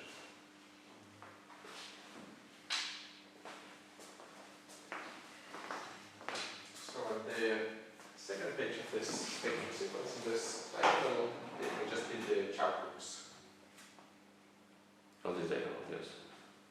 Okay, next we need to define gas complexes and H, or just the conjecture, and this HI cohomology. HI. Let's do it. Okay. So what should I define first? The HIs? There is a guide. So first, Sergey has spent a lot of time in his forces to make the guide. So if someone does not follow the guide, Sergey gets upset. so we have Gersten sheaf couplings, which we denote by X, J, A star, which is the Jth row here. So the I denotes the here we have grading. Обозначим вот житую сверху строчку Герц X и G. Это же комплекс, правильно? Чего? Сейчас мы на первом месте сейчас находимся. У нас есть член E1. Да. Это вот дифференциал при задании идет слева направо. Значит, возникает куча комплексов, которые строчки. Вот сверху вниз они идут в этом. Житую строчку. Житую строчку давай обозначим Герц через Герц на X. Это такой комплекс. Вот его последняя когмология это группа Джоу. Есть другие когмологии.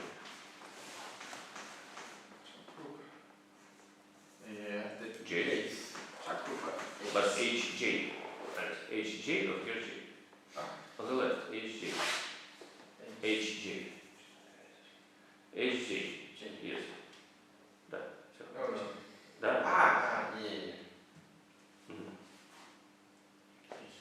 And now we can formulate the equivalent conjecture, which states that, probably it's better to say proposition, the following things are, the following statements are equivalent. This is a proposition. The first statement is that on the second page of this spectral sequence, then Ij is equal to 0 for all I greater or equal to 1, which means that all of this will vanish. And if you look at how this spectral sequence was constructed, then this is equivalent to saying that, so we had the morphism from I, so coherent shifts with correlation at least I plus 1, embedded into coherent shift of correlation at least I. And this induces a morphism between K-groups.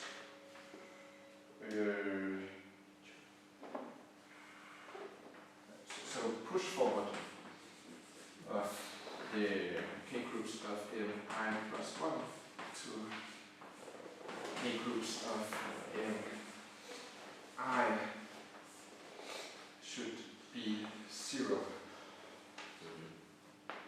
And just based on how the spectral sequence was constructed, this means that we get some exact,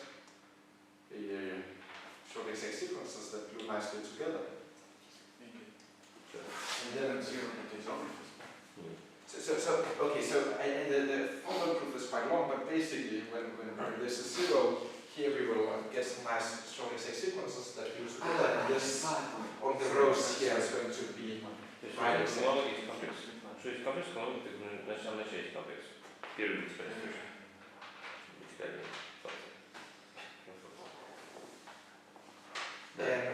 Another way to state this in terms of this Preston complex is that we have a right exact sequence, or a short exact sequence, right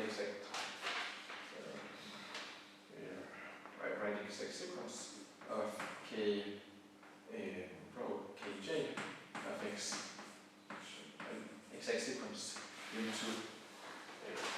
So it converges already after the first page, which means that the K-groups of x is just given here in this first column. So kj maps into here, maps into direct sum of x's inside x0 of the function of x. K is kj. Kj of function field of x, which then maps to the direct sum of x inside x1, then the second again, kj of function field of x, and so on. Isn't that This is exact. Я не понимаю, как у нас Е2 и G может быть равно U для всех I хотя бы один. Ну да. Е2, или Е1. Вот это рисунок я Это не Е1. Я не Я понял. понял, вдруг почему-то. Нет, это условие, которое это не вообще не так. Это только локальная схема. Это просто скажет, что для схемы x следующее условие относительно. And we define that x is pure if it satisfies these equivalent conditions. Еще раз. Pure, clean.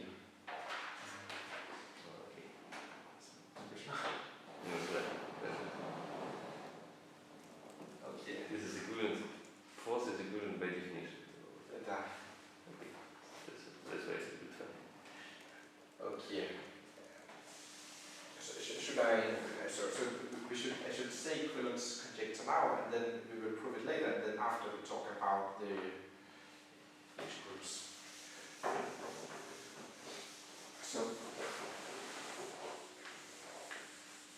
equivalence conjecture says that if we have a regular local ring, then the spec of this regular local ring is pure. So conjecture. I follow. If R is regular local ring, then spec of R is pure. And I think you will explain the intuition behind this conjecture a little bit later. R is what? A regular local ring. This is called Gerson conjecture. This is what my Python is trying. Gerson's conjecture. Gerson's conjecture. Gerson. And Right, Gerson. Gerson. No, And- right, Gers. Do is this? It's fine. I This can- is the How do you write it? Gerson. Step. What is? And you will prove later a theorem by equivalent, which is a special case, which is when R is localization of a polynomial. Right. Yeah, when R is localization of a smooth projective right over a field over. Then this is proven. So that's the conjecture. Now there's another spectral sequence. Не, когда локальная кольцевая стабилизация гладкого многообразия, это как раз видно. Глобальное получение. Вообще нет. Вот, например, поэтических чисел.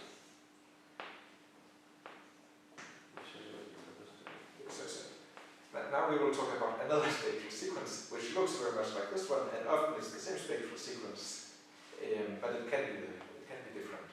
So first we define these sheaves KFP, which is the sheafification. Зависки. Sabisky. Зависки sheaf. Sabisky. Sheafification of the sheaf, which Or associates pre-sheaf. of the. Pre-sheaf, yes. No, this is a pre-sheaf only. Oh. This is the sheafification of So it's sheaf of of pre-sheaf. of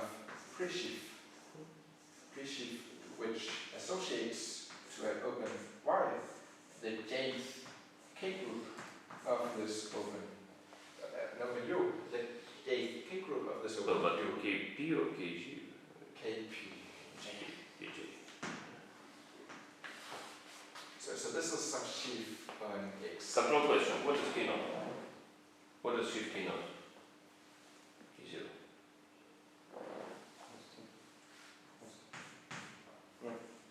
Which goes? Да, constant sheaf Z. Why? Locally constant. Нет, look. Sorry. Просто constant sheaf Z.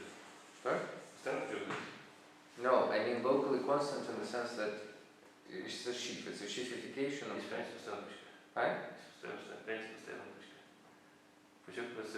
Если у тебя дизъюнктное объединение двух открытых, ну, там будет Z плюс Z. Ну, это я и говорю, поэтому он называется... Окей. Шифификация локально постоянного предпучка. Постоянного предпучка, да. Постоянно. Так. Why? Why is it local? K0, put K0 equals Z underline. Look, Z underline just. Z underline. Equals Z underline sub X. No, Z. Z, like integers. Slash must be B. Slash underline. Brackets. No. Underline. Underlined. Underline. Backslash underline. Backslash underline. No, you don't represent. It's a joke. No. Underneath just put a line. Do you know what it is? Sorry. No, this is the general notation. Yeah, no, put your. So it's a locally constant sheaf. No, how do you usually traditionally know the constant sheaf? Underline. But it's not necessarily constant, it's locally constant. Of course, it's the sheafification. It's called constant sheaf. It's called locally constant. Yeah, no, but between all locally constant sheaf, it's wise to distinguish one to you. Of course. And call it constant. The locally constant. And call it constant because it's really distinguished from all other locally constant sheaves. It's terminology fight.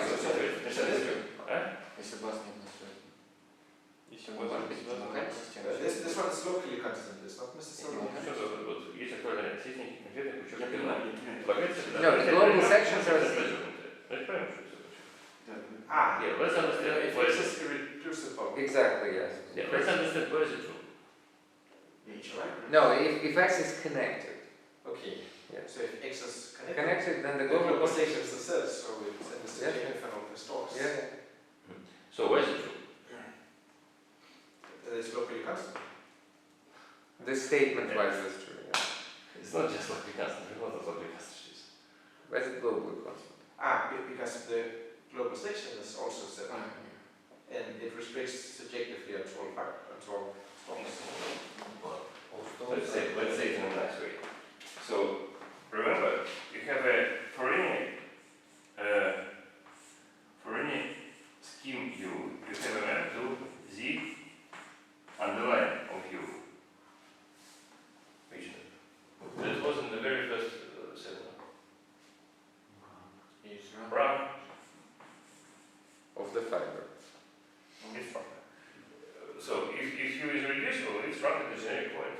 If U is not reducible, it's rank, well, at each here, right, of the fiber. Of the fiber. It was precisely even like that, it's the underline, yes.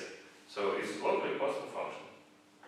What is this? These are locally constant functions on U. Okay, and I claim that after after you take, well, this is a pre-sheaf. This is sheaf. Of course, this is not, this is far from being an isomorphism, we know very well, yes. K group, K0 is not the same as C, there is Picard, and so on. Yes, but this becomes an isomorphism after you sheafify it. Why?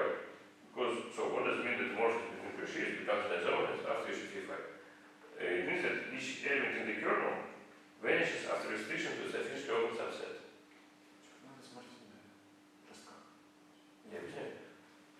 But over a field, it is an isomorphism. K0 over a field is over local ring.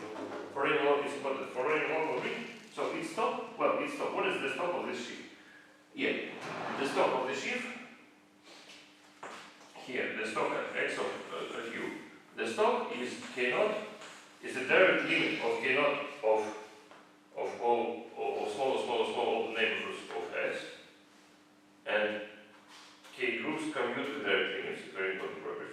So it will be K0 or the direct limit of rings. Yes? And so it will be K0 of O Ux. Here it will be just Z, of course. And this is the rank map. And the claim was that for any local ring, it's a local ring. This is an isomorphism.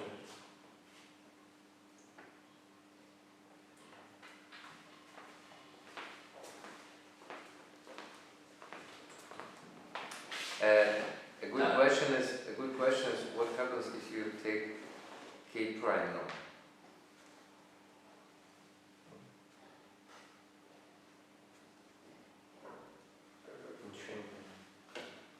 Ничего не понятно.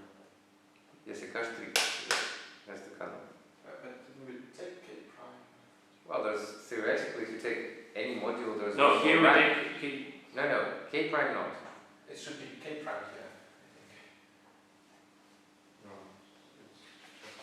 No, it should be K. Oh, K prime. Yeah, K prime. I'm sorry, K prime is. K prime. Okay. And what happens if you take? The same. The same, of course. So, okay. No, but just rank becomes genuinely a locally constant function. Lower semi-continuous, or what do you call it? Upper semi-continuous.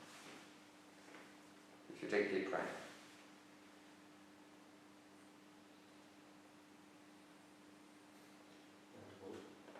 What? Well, it's, I mean, No, no. It's different, but for what you're going to say, you should consider K groups here.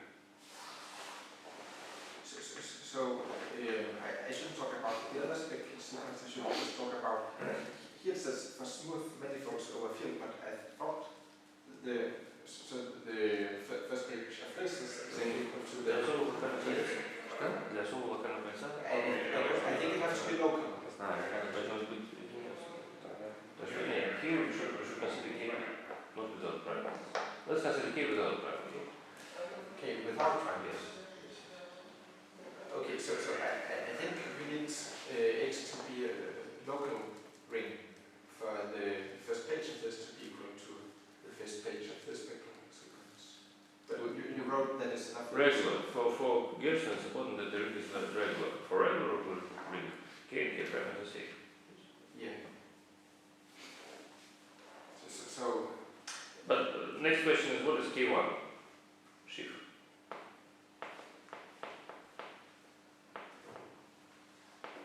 K1 is what? No, not K1. K1 is a sheaf. K1? K1, the sheaf, K1. This is K1. Yeah, without this. K1, it's a sheaf. What is it as I wanted to? The same idea, you should consider what is K1 of local ring. And we also know that K1 of local ring is local ring star. So it is the determinate homomorphism provides an isomorphism with GM or with all star.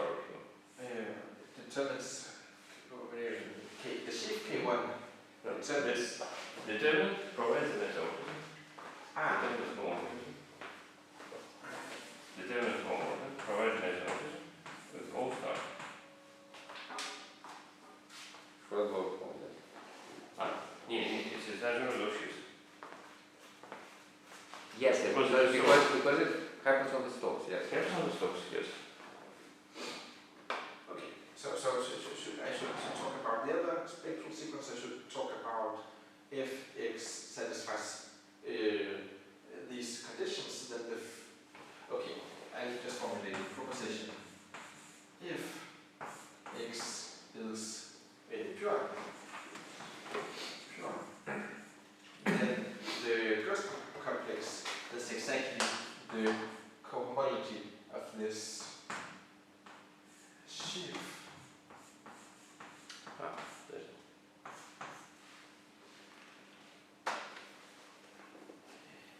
This is really of the sheaf K prime. I'm sorry, this is really of the sheaf K prime. Yes.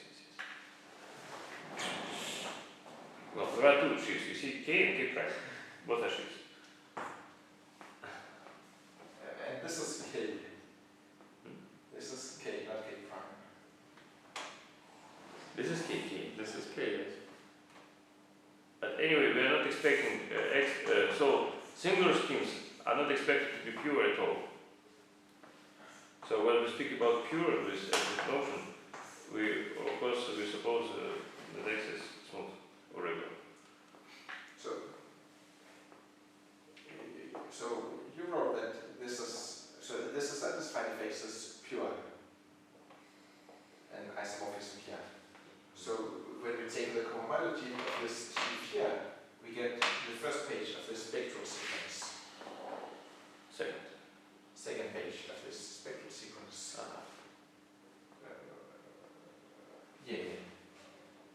And so would you explain this? so we use this first solution.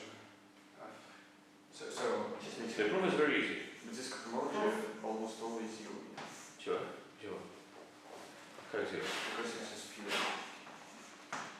And so I was Да, молодец, вы лопнули без. so Alex, it looks like not very useful. not very useful because not if X is pure, but if all local rings on X are pure, then it's true.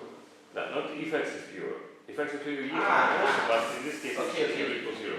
If X. Now, if all local rings of X are pure, X are pure, then this is the same. no. And the reasons that we have this following result.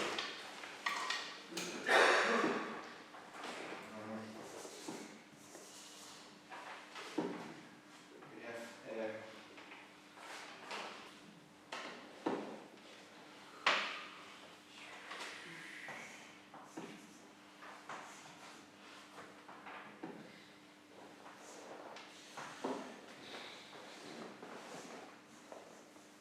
push forward.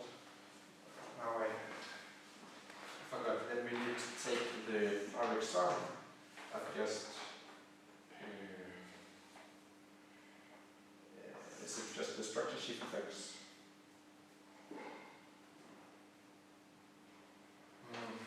What should be here?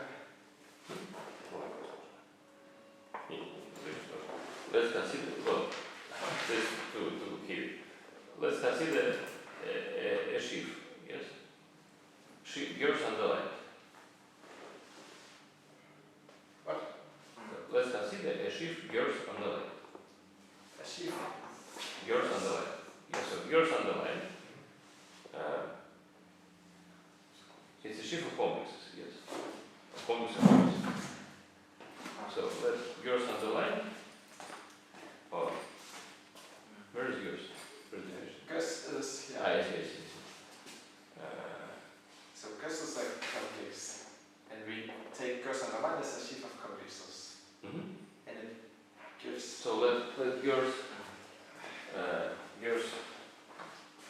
consider complex of sheaves. Maybe here. Consider complex of sheaves. There is a sheaf. Consider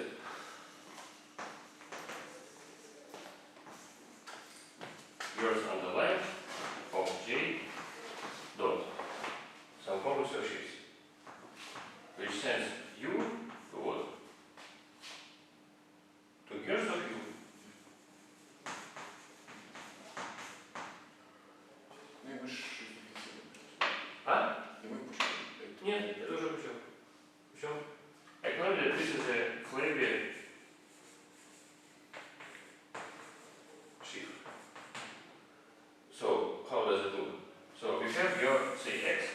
suppose it is counted by two open subsets, by U and by V.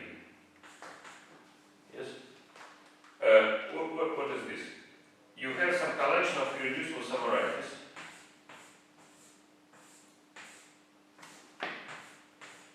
Some irreducible subvarieties live only on U, some live only on V. And so what is this? First of all, what are sections over U? You consider a collection of irreducible subvarieties that intersect with U, that do not live entirely on the complement to U. They intersect with U. And on each irreducible subvariety you put an element in a K-group of its function field. Then on V, you have another collection of subvarieties. On each subvariety you put an element from K-group. So how do you do restriction to the intersection? You just consider those components that intersect, you intersect with V. And so you require, so you have a bunch of irreducible subvarieties. Some of them intersect, live on U. Some of them live on V. Live by live, I mean intersect with it. So some of them live on U intersect with V. And you on each subvariety, you take an element from some group, from the K group of this, of the function field. And so you require that on the intersect, for those components that are from U intersect on V, you take the same element. So clearly it is necessary to chain on the whole X. It's just repeated logic. For example, you have U with V is X. And on U, well, here you have some, I don't know, something living outside of, this is U, this is V. So something living outside of U, something living outside of U, some chains, some irreducible subvarieties living outside of V, but also you have something living on the intersection, okay? And so on each subvariety you have put on some element, for example, some invertible function. You have chosen an invertible function. And you require that on those subvarieties that live on the intersection on these subvarieties, you have chosen the same irreducible function. So the same irreducible function. So it extends to a collection of irreducible function for each component. And also it's flavor of last value. Restriction absence rejected. Restriction absence rejected. Why? Because of course you had some chain of subvarieties living on U. It's easy to do it, to construct it as a restriction of chain living on the whole X. Just forget about, take anything you want on components living outside of U, for example, trivial elements in the groups. Yes. So right. So this is flat, and we should use this to construct a flat resolution of Kj.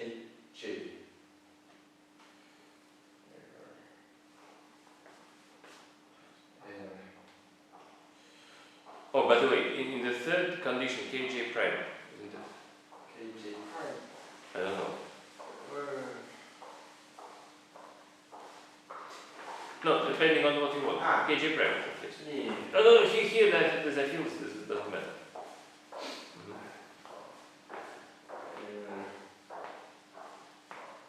So we want to prove this. So we want to construct a resolution of this sheaf. Now. Okay, so let me continue. So the next step is that we have a canonical map. So this is the first step of the program. Now the next step is that we have a canonical map of sheaves, of complexes. We have a canonical morphism from K-theory sheaf J to this complex of sheaves.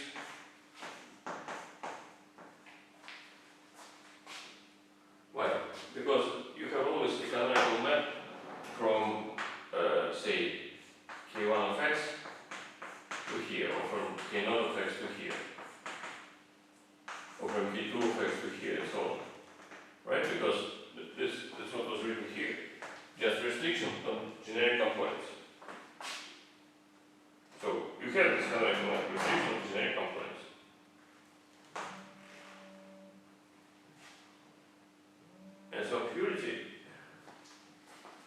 Purity is really about the fact, by definition. So purity is just by definition. Сейчас, а как там будет отображаться? Там же В общую точку. Of local rings of X is by definition the fact that this is a quasi-isometric. Meaning that this complex of shifts doesn't have hyperhomology and its zero cohomology is KJ prime. This was written in point 3, yes. Just written there. Point 3. Well, now that's it. If you have some flask resolution of a shift, then it's the cohomology of the shift is the cohomology of global sections. Cohomology of global sections is precisely the Gaussian complex. That's it. So I think this is the end of the program. So now you wanted to give the proof. Okay, thank you.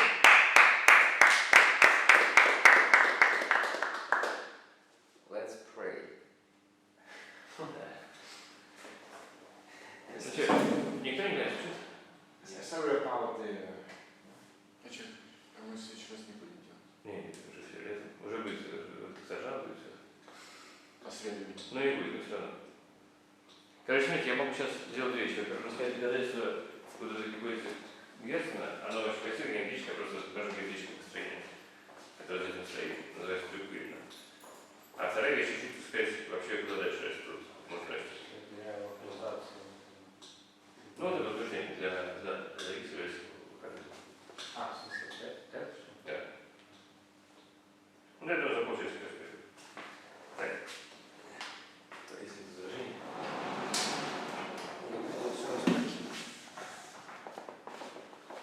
Ты сам справишься? Наверное. А ты чего будешь? Мне надо коль подняться. Нет, я здесь. Ну, вот, значит, сначала давайте, во-первых, формулировка какая? Ну, говорит, что теорема видим, пусть X гладкое многообразие над полем. Но это поле должно быть как. Понятно, что бывает регулярное многообразие над полем, это не то же самое, что гладкое, но всегда можно правильно замкнуть. Наоборот, чисто неправильно, что мы нашего поля, основного поля функции многообразия, и туда многообразие станет гладким над полем. Ну, типа как будет, если неправильное решение полей, конечно. И вроде как больше поле, вроде регулярной схемы, но она не гладкая, она меньше, но просто заметим минусом себя. В общем, поэтому гладкое многообразие над полем это такое неограничительное условие. Вот, тогда все локальные кольца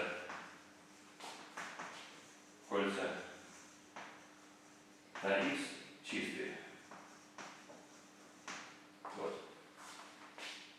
Значит, вот хочу сказать доказательство. То есть гипотеза Герцена некоторая. Как это доказать?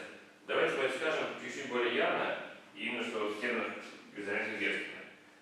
В терминах горизонтальных Герцена означает следующую вещь. Ну, это означает, что нет старших космологий, начиная с номера единицы. Локально. Это означает следующую вещь, что локально, вот в этом комплексе Герцена, где-то здесь берем, любая коцепь локально является какой-то границей. То есть что это означает? Что для любой точки X, из X, и для любого набора, вот так вот назовем его, F, пусть есть набор какой-то, вот я буду рисовать здесь. У нас есть многообразие X. У нас есть точка X. И у нас есть набор, конечный набор.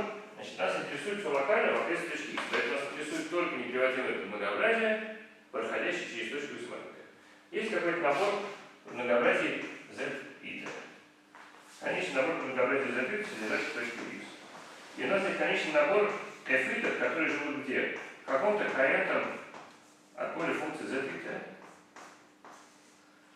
То есть на каждом Z мы сажаем свой фыты из K-теории поля функции этого непродвинутого многообразия. И мы хотим, чтобы это был мотоцикл. Такая, что дифференциал от этого набора f итов равен нулю. То есть для любого, я сейчас все хочу привести абсолютно явно цифру. То есть для любого, значит, а закрытый пусть по размерности p. То есть для любого w лежащего x по размерности p плюс 1 мы берем какую-то меньшую w число.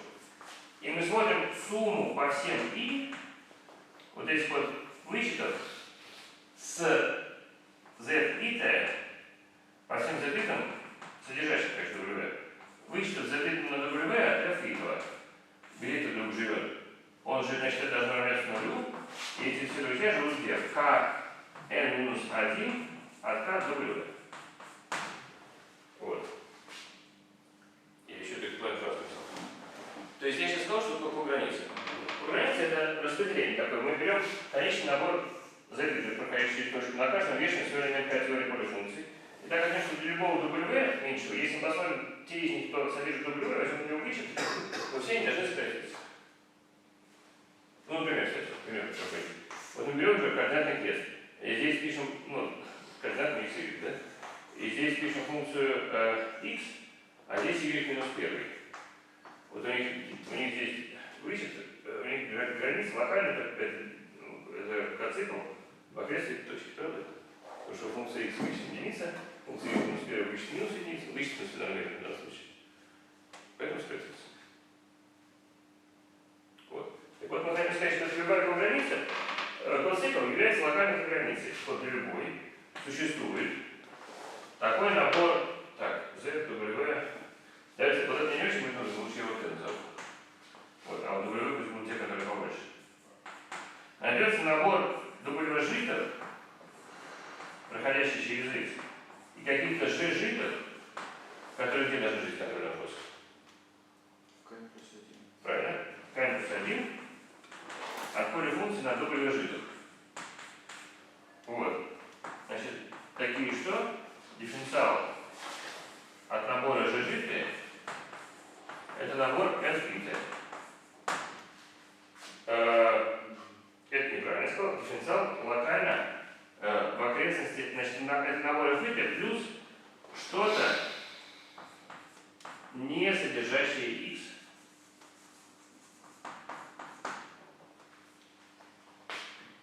Под дифференциалом мы просто берем дифференциал комплекса Гершина. То есть у нас есть, мы хотим, чтобы у нас были большего размера какие-то w житые. Вот. Какой-то набор многообразия надо размерить больше. На каждом сидит своя какая-то же житая. И когда мы возьмем вычеты на все, что это можно, то та их часть вычетов на многообразие содержащие x маленькое, это будет набор f. Там могут быть вычеты какие-то еще другие снаружи, но многообразие не проходящие x маленькое. Это нам не важно, потому что это вот означает, что мы рассуждаем локально. Ну вот что это означает, например, пример. Давайте посмотрим пример. Пример. Давайте я возьму такую вещь. Я возьму бланку многообразия, возьму точку. Я возьму одно неприводимое многообразие. Я знаете, какое что я сделаю? Я возьму число 1. Такой элемент второй. Что я хочу? Я хочу найти какое-то многообразие большей размерности, w, рациональную функцию на w, нулевую. Такое, что дивизор этой рациональной функции, w, естественно, да, дивизор на w, это будет z плюс что-то, не содержащее x. Вам это что-нибудь напоминает? Называется демонстрирование. Это означает, что я могу найти рациональный эквивалентный цикл, который не будет проходить через точку с маленькой. Смотрите, я могу найти рациональную функцию, у меня есть какой-то цикл. Я могу найти такой на один размер больше, многообразие, w, содержащее z, рациональную функцию на i, которая зануляется кратностью 1 на z и зануляется с какими-то другими отношениями на чем-то еще, не проходящий через x маленькое. Это означает, что мой цикл z рационально эквивалентен другому циклу, вот образованному змейками, который не проходит через x маленькое. Но при этом никто не говорит, что существует один w, я не говорю. Если x не приводим, не значит, что w сколько z. То есть может быть какой-то набор W-жидов, так что сумма по всем G вот, будет, то есть там какая-то целая цепь, такая K1 цепь, вот, у которой граница это будет Z плюс какой-то алгебраический цикл вместо лежащей смарки. Это означает, что в классе рациональных эквивалентных циклов, это называется рациональный эквивалентный цикл, можно цикл сдвинуть в любой точке. Это реально классическое утверждение. Они там, когда теория причин циклов, мы можем рациональные эквиваленты двигать, так что они там хорошо пересекаются. А это как бы левые сдвиги, но вот для... Еще это мы можем дать ему полторы топологии, что любой локальный, любая концепт является границей. И более того, доказательство сейчас будет имитировать для левого полторы топологии. Значит, доказательство очень красивое, основано на самом деле на топологии неснявшей.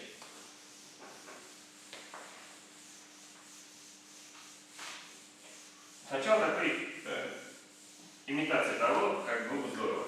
Вот, значит, пусть такая идея, что сначала пусть существует следующее. Вот у нас есть x. У нас есть точка x маленькая, и у нас есть многообразие z. Пусть одно многообразие высоты. Пусть у нас существует следующее, что существует такое многообразие W, которое содержит z и содержит x. Пусть для простоты сейчас z неприводимое и одно. Хорошо? Нету закрытых для простоты просто. Пусть мы можем для этого z найти такой подходящий W, ну или потом для каждого закрытого свой W, с следующим свойством, что его можно сюда ретрогировать. То есть можно стянуть назад W к z. То есть по многообразию, например, в раздельном периферийном пространстве у вас есть прямая, блестящая у вас есть плоскость, такая, которую можно скопить эту прямую, так что вложиться в эту скобку будет тоже есть. Вот, то есть такая, как бы, воротниковая, как называется, окрестность у z.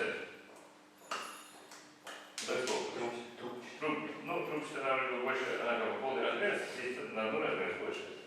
Это как вот мы взяли, начертили в периферийном пространстве кривую, и через нее провели такую поверхность.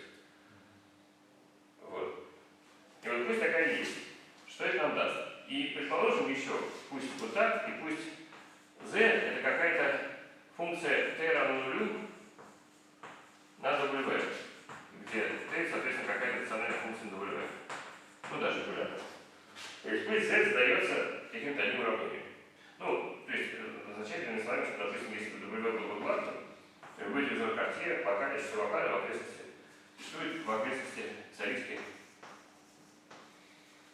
окрестности x маленькая. Разумеется, мы всегда можем уменьшать эту царицкий, да, потому что мы вот здесь нас интересует все, что дочерняет ближайший x. То есть мы все это локально царицкий, мы все можем уменьшать вокруг царицкой, вокруг точки x. Вот. И пусть локально такое существует, что есть w, которая стягивается на x. Вот. И пусть есть функция, то есть это t равно нулю. Тогда мы победили. Почему? Тогда предлагается сделать следующее. В качестве формулы сейчас будет для g. Пусть у нас будет только одно z, и мы знали, что это просто вычет f, просто полностью вычет f, который равен нулю. У него ни один дивизор нет вычета. То есть пусть мы знали, это сейчас выберешь. И пусть, то есть наше условие было такое, что теперь f это какой-то элемент из kn от k от z, такой, что d от просто набора f равен нулю. То есть для любого t в z, вот этот вычет с z на t от f равен нулю. То есть это, кстати, элемент ваш ноль от комплекса Герца на самом z. Вот. То есть, как известно, такая иерархическая структура очень удобная. Вот. Тогда я сейчас вам скажу формулу для g. Она очень красивая. Мы должны взять p с верхней звездочкой от f. Мы же можем проецировать на это самое. У нас есть такая проекция, можем взять обратную область. Да, ну пусть это какой-нибудь там плоский маркер.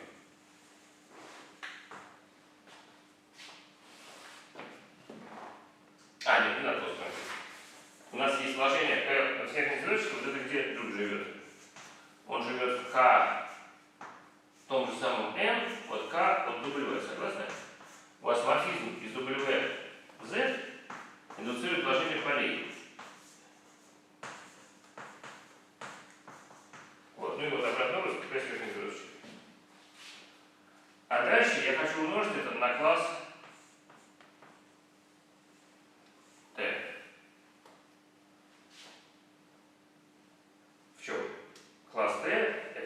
функция, она отсюда, и я хочу высокопарно интерпретировать это как KW. То есть вот этот уже друг живет в комн плюс 1 от KW. Давайте посчитаем его вычет.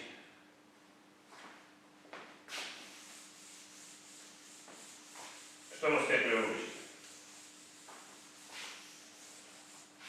Вот давайте посчитаем D вот такого набора G. Это просто G. То есть мы берем, давайте сначала, то есть это сумма по всем Z' живущим W, вычтем с W на Z' от G. Правильно? Ну давайте сначала посмотрим, что такое Z W на Z' от G, если Z' не равно Z. Что про это можно сказать? Ну, значит,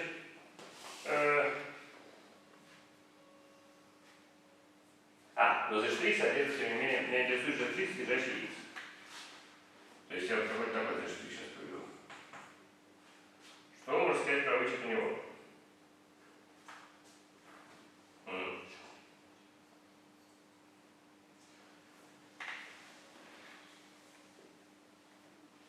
Тут возникает некая коммутативная диаграмма, связанная с тем, что функция, вот мы должны взять вычет, связанный с локальным кольцом по W'. Дело в том, что t, на который мы умножили, коль скоро t у нас задает z, то t, он имеет нулевой нормированный ноль z'. Поэтому t, он обратим на этой штуке. Согласны? То есть, вот этот элемент, он из k1 от O W'. И поэтому его вычет куда-то, есть такая форма проекции, общая форма проекции, наверное, мы никогда не говорили, что если у вас R это какой-то TVR, с полем функции k большое, с полем частным k большое, это вычет k маленький, у вас есть значит, отражение с kn от k, вычет kn минус 1 от k маленький, это все из таких, весь комплекс дифференциал стоит из таких базовых кирпичиков. Вот, так вот, если вы возьмете какой-то A из kit от R и B из kjt от k, когда вы границу от А умножить на D, то это то же самое, что А граничит на К умножить на границу от B. Такая форма проекции. В общем, что вычет, это морфизм модуля на K-теории G. Вот, давайте примем здесь. Тогда вычет от T умножить на G, это будет T ограничить на K Z'. У вас функция T рациональная, она имеет нулевой нормированный на Z', поэтому ее можно ограничить до рациональной функции на Z'. Почему там выделил? Ну вот, например, T же. T в созвездочке. Вот. А здесь вычет от P созвездочки F. Вот. И я хочу сказать, что правая часть равна нулю. Почему?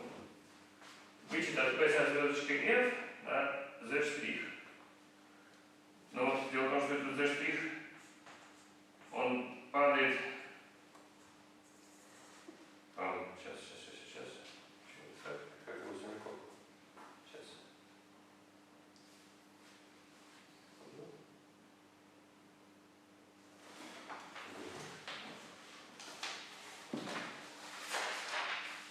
Как бы совсем нормально.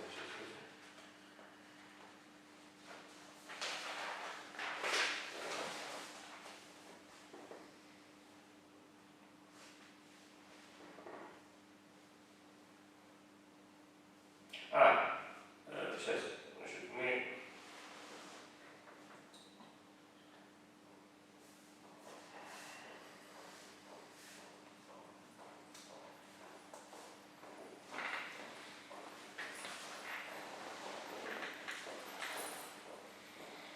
мы тут везде purity предложили, частоту. Поэтому я утверждаю, что из частоты.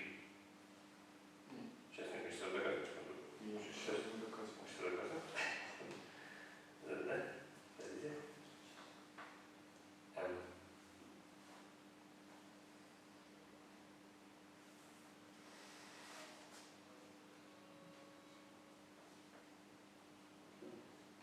Я утверждаю, что в принципе, когда вы берете pullback какого-то элемента, какой-то рациональной K-теории на Z, если вы берете pullback на W, его особенность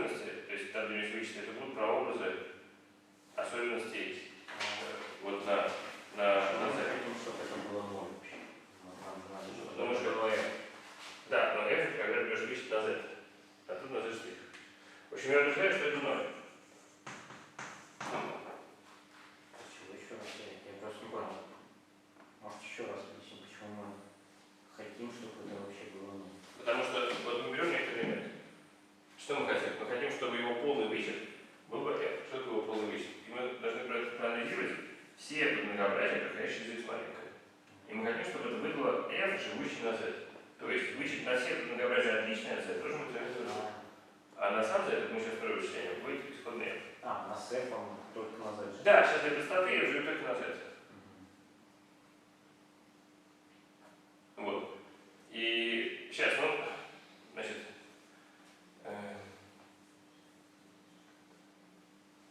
вычет сюда. Сейчас.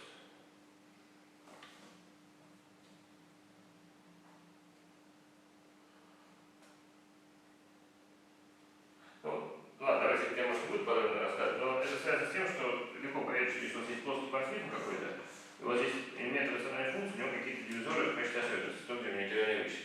То когда возьмете pullback, у него вычеты будут только вот в прообразах этих вот подмногообразий. То есть здесь вычеты это какие-то вещи, которые прообразы.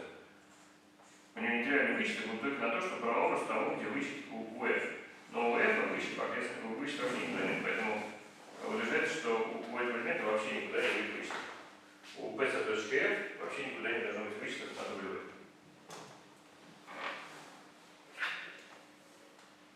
Ну там мне рекомендательная диаграмма с вычетами, давайте я сейчас, может, не буду. Более интересно посмотреть вычет на f. Вот, что можно сказать, брат на z.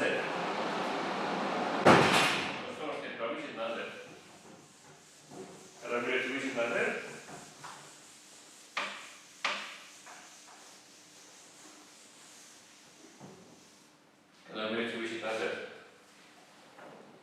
рез WZ же. Вот ровно по этой самой формуле проекции. Дело в том, что, опять же, когда вы вот этот элемент, да, так я немножко надо сказать, что вот у этого элемента у него нет никуда вычетов.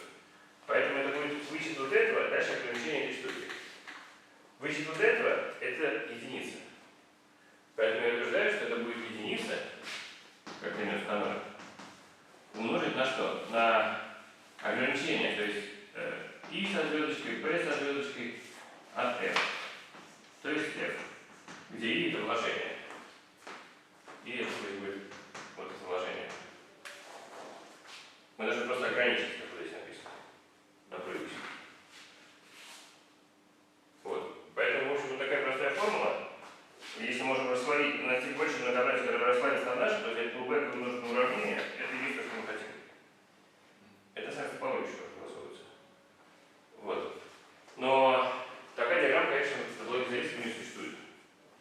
Легко можно придумать чисто геометрически себе какую-нибудь кривую, например, многообразие, которая не существует поверхность, содержащей ее, которая на ней расслаивается. Но это очень жесткая история. И вот теперь придумал топологию неизменяющую. Топология неизменяющая такое существует всегда. Но так как мы сейчас не будем рисовать топологию неизменяющую, значит, собственно, главная геометрическая конструкция, которую я хотел показать, это Крюгер. Вот. Он основан на следующем, что ну вот x у нас можно считать, что x афинная. Правильно, все локально вокруг x маленькое. X афинная. Вот, тогда утверждает, что существует следующая диаграмма. И вот то, что Ваня Павловна часто рассказывает, это все очень далеко прокачивание вот этой самой первой диаграммы, которую я потом фильм. А диаграмма такая. Значит, у нас есть x, да, x размерности d. В А финное пространство размерности d минус 1. Вот такой морфизм π. Такой, что не существует диаграмма, а существует морфизм. Пока сначала диаграмма будет дальше. Существует морфизм π из x в А d минус 1. То есть там слои его кривые. Можем расстроить на кривые наши многообразия. Такое, что, во-первых, π гладкий, то есть x маленькая. А второе, что π ограничить на z, и z в d минус 1 конечный на свой образ. В частности, собственный. Что такое конечный морфизм? Это морфизм, у которого слои конечные, еще он собственный. Слои конечные недостаточно важно, чтобы еще он был собственный. И это супер важно здесь, потому что собственный морфизм есть что? Собственно, Да, проб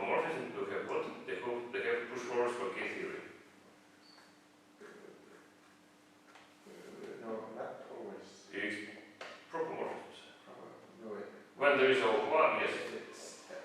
All club. Line It's all local, so it's everything defined, so of course there is my one. X is a fact, so there's no question about. Вот. Доказать, что такое существует, это очень несложно, особенно если поле бесконечно. Но это, в принципе, прокачивание все лемма этого самого. Лемма нормализации. Но теоретически, знаете, там всегда делаются такие простые рассуждения, вы берете ваше афинное многообразие, вкладываете в проективное, замыкаете до проективного и проецируете из точки на бесконечность подходящей. Вы пишете, что это и это открытые условия. Там у вас открытые подмножества какие-то в проективном пространстве, которые на любом поле меняют точку. Если поле конечное, там немножко конденсинал добавляется, как элемент нормализации, но это все делается несложным образом. Вот. А что это дает? То есть, иными словами, мы можем расслоить все x, то есть идея такая, что найти W, мы вообще все x расслоим на кривые. На самом деле, идея Панина, что, Панина, кого-то еще, что на самом деле слишком сильно, не надо было все x расслаивать, но здесь этого хватило. Значит, берем теперь такая возникает диаграмма. У нас есть π, мы расслаиваем над а до минус 1. Сюда конечным образом отображается z. Это морфизм, давайте назовем φ, это π ограничено на z. Это конечный морфизм. И самое главное, теперь давайте возьмем расслойное произведение.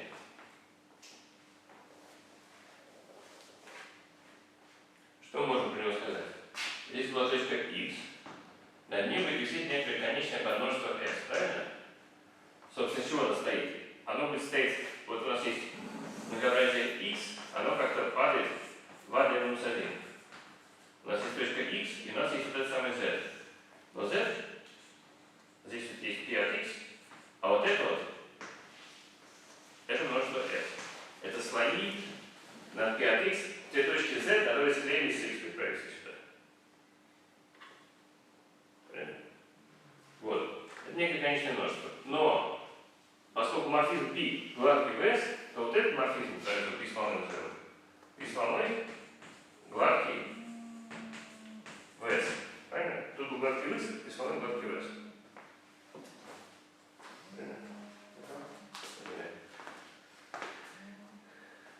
Согласны? Вот, π сполной гладкий в s. Очень хорошо.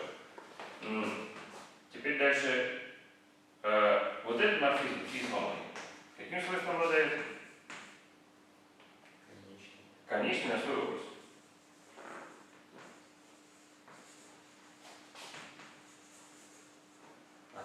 То есть мы вынули, это W слоной, оно расслаивается над Z. Но оно не лежит в X, но оно конечно стреляет в X. То есть вот у нас есть вот здесь Z вот этот. Мы сейчас нарисовали некоторые W слоной, который стреляет сюда, как-то в X. Но самое главное, что вот здесь есть каноническое сечение. Как оно устроено?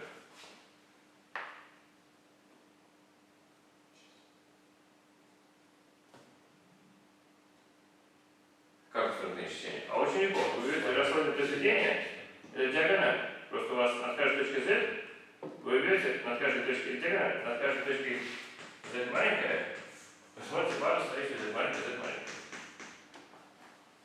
Берем расслойное произведение, берем пары. Мы берем какое расслойное произведение. Это точка из Z и точка из X, которая пришла туда же. Ну вот, но там есть точка в качестве такой точки, можно взять самого Z маленького. Поэтому здесь есть сечение.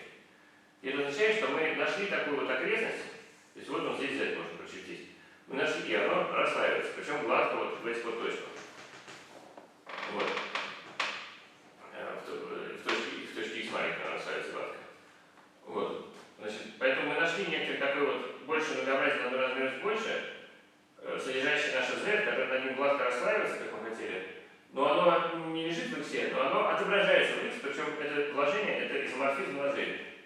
То есть как бы вот у нас есть X, и мы, например, да? И здесь получается какая-то уже не совсем окрестность, вот, которая не умеет, там что-то склеилось, поэтому это вот этот бяк, она не умеет расслаиваться на Z. Но после такого конечного накрытия она умеет раскладываться на Z.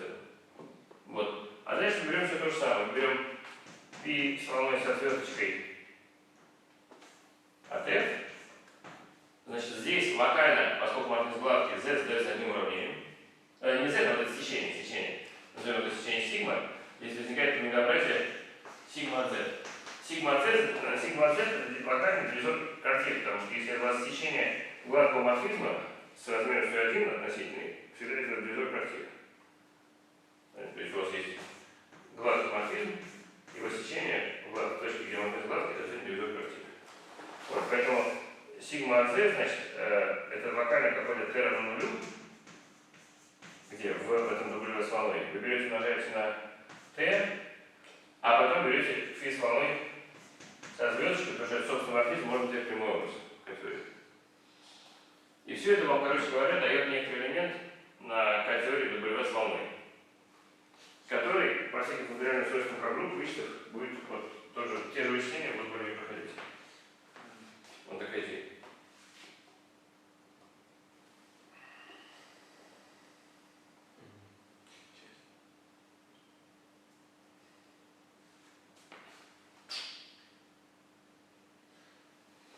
Короче, сделали вот такую трубчатую, или там, воротниковую окрестность, но и в топологии зависит, какой-то такой другой топологии, где мы туда окрестность имеем в виду, когда нас что-то такое накрывает, и есть течение на z. И важно, что это есть топология несущая. Если композиция сигмы и фи с волной будет как раз просто положение z в x. Композиция сигма и фи с волной будет положение z в x. Правильно? Как раз вычет. Ровно об этом есть речь. Да, то есть мы как бы вот видишь такая картинка, мы это вот так, вот это вложение, да, вот здесь z вложим, то есть или сигма z. А это фи с волной. И это будет естественное вложение z. То есть мы как бы вынули за пределы x немножечко его окрестность в этом геометрии Крюгера. При помощи конечного морфизма мы немножко поднакрыли и вынули. Но это не проблема, кстати, с этим формулой для K-теории все да. Это и есть окрестность системы первых мер. Топология несущая это такое покрытие, где у вас есть сечение на многообразие. Вот здесь на z есть сечение.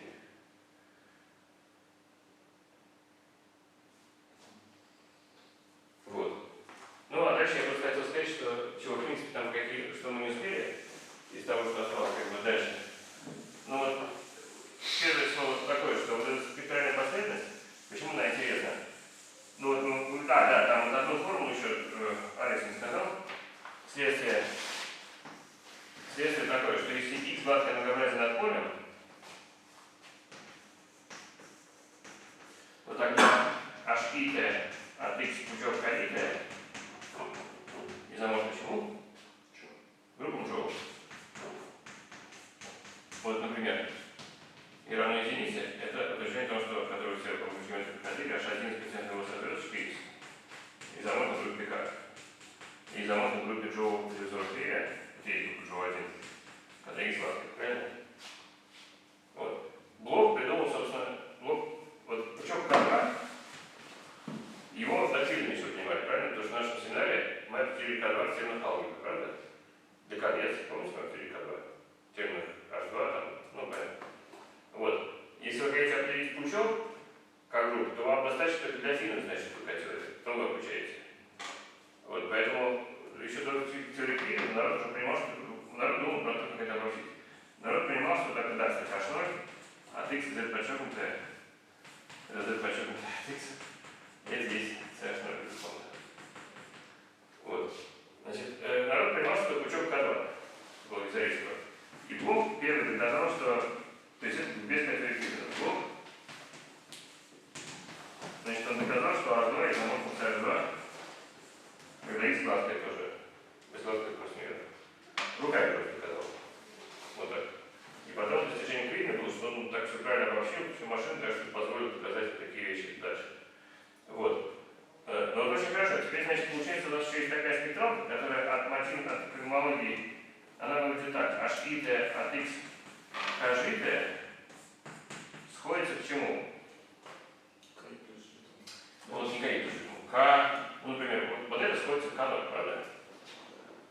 Ну вот, H от K, вот где надо, оно же идет туда. У нас спектралка лучше ее опять написать. Спектралка, она все время помнит, как она выглядит. Она очень запоминающая выглядит. Она вот такая-то, и сюда вниз как бы идет G, и вот тут по диагонали пошли группы Джоу, тут как гомологии пошли, называемые.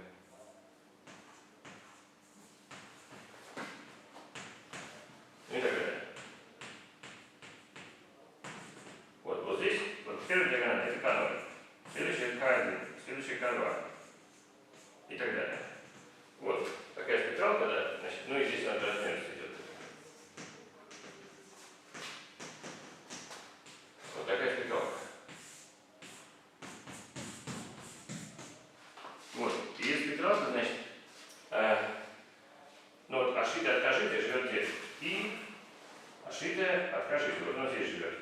Это какая диагональ? Ну вот, если то ли G минус, то ли минус G. Если G огромная, а и маленькая, то это будет положительно, значит K минус. Вот. K минус такая спектралка. Что теперь давайте напоминать? Именно. Это она и есть. В общем, народ пытался придумать алгебраический аналог цепляя последовательность арифметических групп. Есть последовательность топологии, одна из специальных приемов, одна из важнейших вещей, это такая спектральная последовательность арифметических групп, которая сходится от сложничных гомологий к топологической K-теории. Ну и вот, типа, ну понимаешь, аналог топологической K-теории должна быть алгебраической K-теории. И очень всегда все считали хорошо, чтобы аналог сложничных гомологий, ну как бы были бы группы Джоу. Ну и тогда вот, если вы будете совсем наивным, да, вот заметьте, тут у нас два номера в теории гомологии, топологии только один номер, потому что там некая периодичность есть. Вот. Но это не важно. Но, в общем, вот была идея, что это есть правильный аналог спектральной последовательности арифметических групп в алгебраической геометрии. Было прикольно, правда? Но это неправильно. Почему? Потому что есть такой важный факт. Факт, что значит, Е2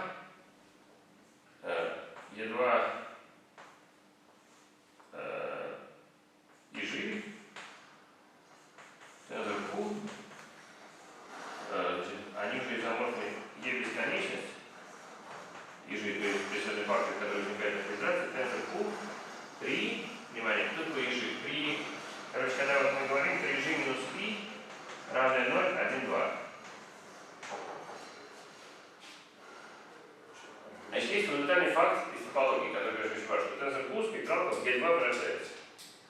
Вот здесь эта спектралка вырождается тензор-пул только вот в этой диагонали К0, в этой диагонали К1 и в этой диагонали К2. Дальше есть дифференциал, который тензор-пул нетривиальный. Поэтому понятно, что это не то. Вот. А что то это мотивный гомологий, который придумал Воеводский, и есть спектральная последовательность Воеводского Семинара, состоящая из мотивных гомологий, исходящая тем же самым K-теорией, которая совпадает, мотивные гомологии, живущие вот на этих трех диагоналях, они такие просто совпадают буквально с этими старомодными гомологиями, которые, опять, ну, мы все время определили, они ничего сложного сам себе. Если вы знаете, что K-группа, вы моментально определили. Что во время мотивных гомологий там нет никаких K-групп, наоборот. Но там с помощью некоторых там машин, связанных с предпочтаемым трансфером, то, что придумал Воеводский и прочее. Вот. И она что такого рождается. И она что такого рождается. Ну, это как бы одно проявительности, которое было человечество, вот, но все же поняли тогда, что это не рождается, и поняли, но то, что здесь рождается, это тоже поняли. Причем поняли при помощи чего, как вы думаете, Вася? Как это полагать, оказывается, что рождается? При помощи теоремы Ревенроха. Вот, и здесь есть теорема Ревенроха для старшей K-теории тоже, даже для экономии, ничего, может быть, знаете, есть. Вот, там есть для старшей K-теории теорема класса Черны со значениями в как и гомологиях. Есть Ревенрох и так далее, вот, значит, сейчас я уже скажу, из Ревенроха следует, что это рождается. Есть теория класса Черна. Значит, еще одна тема, это классы Черна с значением как и гомологиях. Есть классы Черна, которые работают, сейчас скажу куда. Вот они, собственно, работают из комн от x, c в h, наверное, it от x, k минус it. Вот. И сравните с этим. G минус i. Если мы здесь сделаем G... Не получилось? Так. G минус это n, да? Я хотел, чтобы было n, не так? G...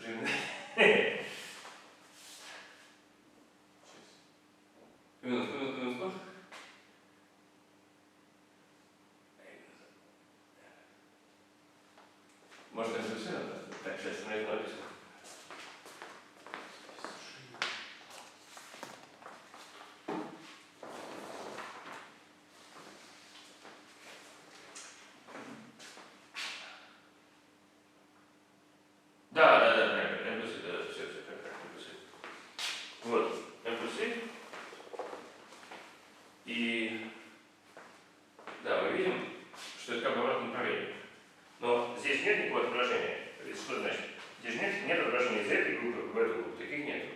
Есть только отображение, и то не отображение, а фильтрация. У нас есть какая-то там следующая дифференциал, и так далее.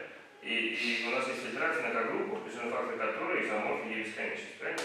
Вот. И они даже не подфакторы просто вот в этих группах. Но из того, куда мы приходим, есть, тем не менее, каноническое отображение вот как бы в тот же кусок диагонали, который не сходится. Вот. И вот, собственно, их можно посчитать. И вот давайте в качестве примера посмотрим. Вот пусть x это точка. Это уже очень интересно. Потому что тогда тут, куда работают классы черных, они работают из КН от поля, чтобы будет смеяться. И давайте и возьмем, ну, и может быть 0 на точке, правильно? Благодарить на точке нет. Будет смеяться, но в КН от поля. И это ни хрена не неизвестное отображение. И это удивительное отображение, оно такое. У нас есть K-теория Милнера поля, которая канонически отображается сюда. И Суслин построил здесь класс черного таких канонически отсюда сюда. В K-теорию Милнера. И это вот они. Более того, если мы скомпонируем опять с классом черно вот с этим, то композиция будет умножение на минус 1 факториал. О, как. Круто, да? Тут очень богато все. Вот. Значит, ну, например. Значит, когда я равно двойке, это все тождественное.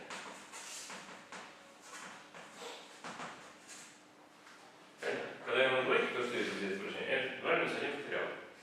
Тождественное соображение. Это совсем хорошо, но все факториал. Но 3 минус 1 факториал уже хуже. Не, если Так а минус 1 факториал класс черного возникает. Да. Так это и есть немного. Я же не пишу. Это же есть класс черных. Мы вот этот класс черных, который начнет посчитанный. Это класс черных. Тут минус 1 факториал. Это, конечно, топология считается все. Вот. И когда я равно двойке, это все изоморфизм. Ну и когда я равно нулю единиц, тоже изоморфизм, конечно. Тут ничего особо нет. Вот. И это, кстати, теорема Губкина, которую мы с вами обсуждали, правда? Вот. И это как раз есть та причина, что 0, 1, 2, что K-группа, правда, как в Милнер, есть та причина, что здесь все это легко вырождается. Вот. Значит, и другая тема, это то, что, вот, например, рассмотреть можно K3. Получается, что K3, вот, если мы рассмотрим одну вторую, то это канонически изоморфно K3 Милнера, локализовать двойки, да, потому что умножение здесь умножение на 2 будет. Плюс некоторая другая группа. K3 недекомпозибл от этого. Вот. И вот возникает интересный вопрос. А нельзя ли? Да, и вот, кстати говоря, значит, с точки зрения мотивной фигмологии, с точки зрения вот этих вот как-фигмологии, вот эта группа, она никак не ловит, тут нет таких теорий Милнера. Вот. Так вот, кстати, мотивная фигмология, настоящая крайне мотивная фигмология у поля, это K-теория Милнера. То есть вот тут на K-теорию Милнера никак из K-теории видно, как не восстанавливаем. Вот. Мотивная фигмология от поля с весом n это K-теория Милнера поля. Вот. И на самом деле этот кусок это вот правильная мотивная фигмология поля. Вот. И вот у этого куска вот здесь есть явное описание, отражающее отношения, а именно стимул стейберга, правильно? Соотношение стимула, соотношение стейберга. И вот это очень интересно, что Суслин придумал совершенно гениальное описание вот этой K3 декомпозибл. Через порождающие отношения, то есть всю K3. Вот. Это тоже такая очень интересная тема. Вот. Ну, да. И показываю, что я не все просто хотел.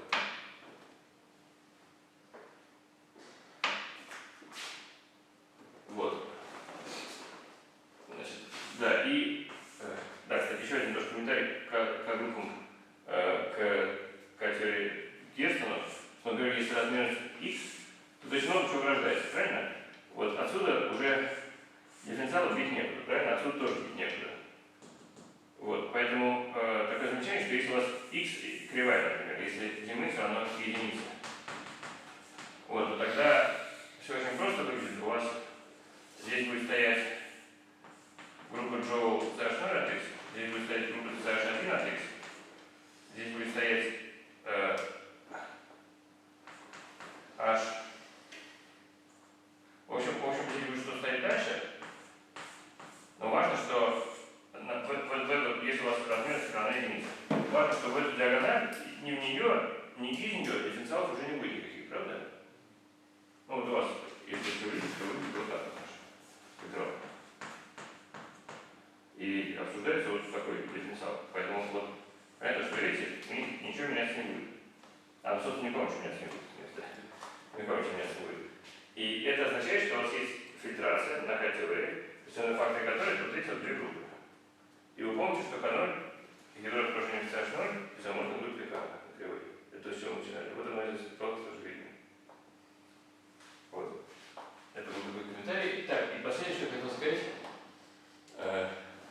Да, это вот другая совершенно тема, которая совершенно не похожа на это все, абсолютно другая, что вот, значит, мы говорили про то, что если у вас есть какая-то замкнутая схема в X, и это дополнение U, то у вас есть, это нам объяснили в прошлый раз, длинная точная последовательность K-группы. Вот здесь есть ограничение на каждой группе U, это вот Крюгер сделал, да? На каждой группе Z и так далее. Вот. Но сами К-группы, К4-группы, они очень каши, потому что много свойств, но с ними надо будет скучно работать, в частности, они не чувствуют непатентного утолщения. Я что, много интересных вариантов связано с непатентным утолщением. Ну, например, обратимый элемент в кольце, да, не сильно меняется, когда говорится про непатентное утолщение. Эта группа не К1 штрих, обратимый элемент, это группа именно К1. К1 штрих, обратимым элементом мало. Вот.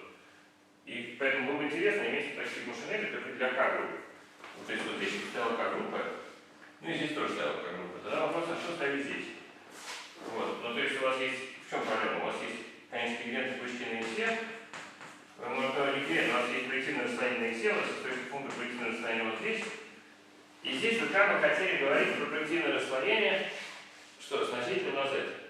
Но понятно, что не бывает проективного расслоения сносителем на Z, а что, как вы думаете, надо вместо них рассматривать? Coefficient. Where to take coefficients? Yes, K-theory of which object, which K-theory should you try to develop at this point. Ну, в общем, у вас не бывает, вот, но если мы посмотрим, если U были гладкие, то у вас есть эквивалентные пучки на X, эквивалентные пучки на U, и эквивалентные пучки с носителем на Z, правильно? И здесь есть такие естественные оправдания, на K-теории это давали изоморфизм, правильно? Я просто повторяю то, что было. Вот. Поэтому, как хочется здесь взять что-то типа рассмотренного произведения, интуитивно говоря, это должны были быть, как проективное расслоение с носителем на Z. Таких не бывает. Но вспомним, почему эти вещи изоморфны в K-теории. Почему? Потому что у каждого эквивалентного пучка есть изолент отсюда. В частности, у каждого эквивалентного пучка есть тоже изолент отсюда. Поэтому надо здесь рассматривать комплексы векторных расслоений, то есть то, что называется в начале совершенный комплекс. Комплексы векторных расслоений на X с носителем к гомологии на Z. Вот так при помощи векторных расслоений можно приближать к векторной пучки что-то живущее на Z, правда? То есть совершенные комплексы с носителем на Z. Понятно, что здесь тогда тоже, конечно, нельзя рассмотреть, а нужно рассмотреть комплексы тоже. Комплексы и совершенные комплексы. На X. Ну а здесь, соответственно, на U. Вот. Ну тогда это означает, что и как интуитивно хочется сказать, что точно последовательность. Вот. Чего? Каких объектов математики? Ну, понятно, что даже категории. Вот. И для того, чтобы все это развить, нам нужно объяснить, что такое K-теория вот даже категории. Не от точной категории, а от даже категории, которая была бы такой же, как так, чтобы K-теория от комплексов на точной категории была такой же, как у точной категории. Вот, то есть немножко обобщить. И вот это сделал, это и есть конструкция Вальдхаузена. Он придумал некоторые понятия там, категории с некоторыми данными, частным случаем которых является даже категория. И он для них определил, что это такое, K-теория, вот эти вот категории Вальдхаузена. Это очень крутая конструкция, которую мы не успели сказать, но очень полезная. Вот. А, соответственно, Томасон Трабон при помощи вот этой K-теории Вальдхаузена они вот, как Вальдхаузен уже определил, они построили, аккуратно объяснили, что там действительно утилизация категории это по этому, вот этому, все это аккуратно прописали. Вот, и поэтому возникает генеральная последовательность при помощи Томасона Трабона, который, в свою очередь, приводит к аналогичным фильтрациям, к аналогичному всему, но только уже теперь не для K-теории, а для K-теории. Разница возникает, когда вы рассматриваете особые схемы. Вот, или там схемы с импотентами, операционное чувство. То есть есть аналог Герстона,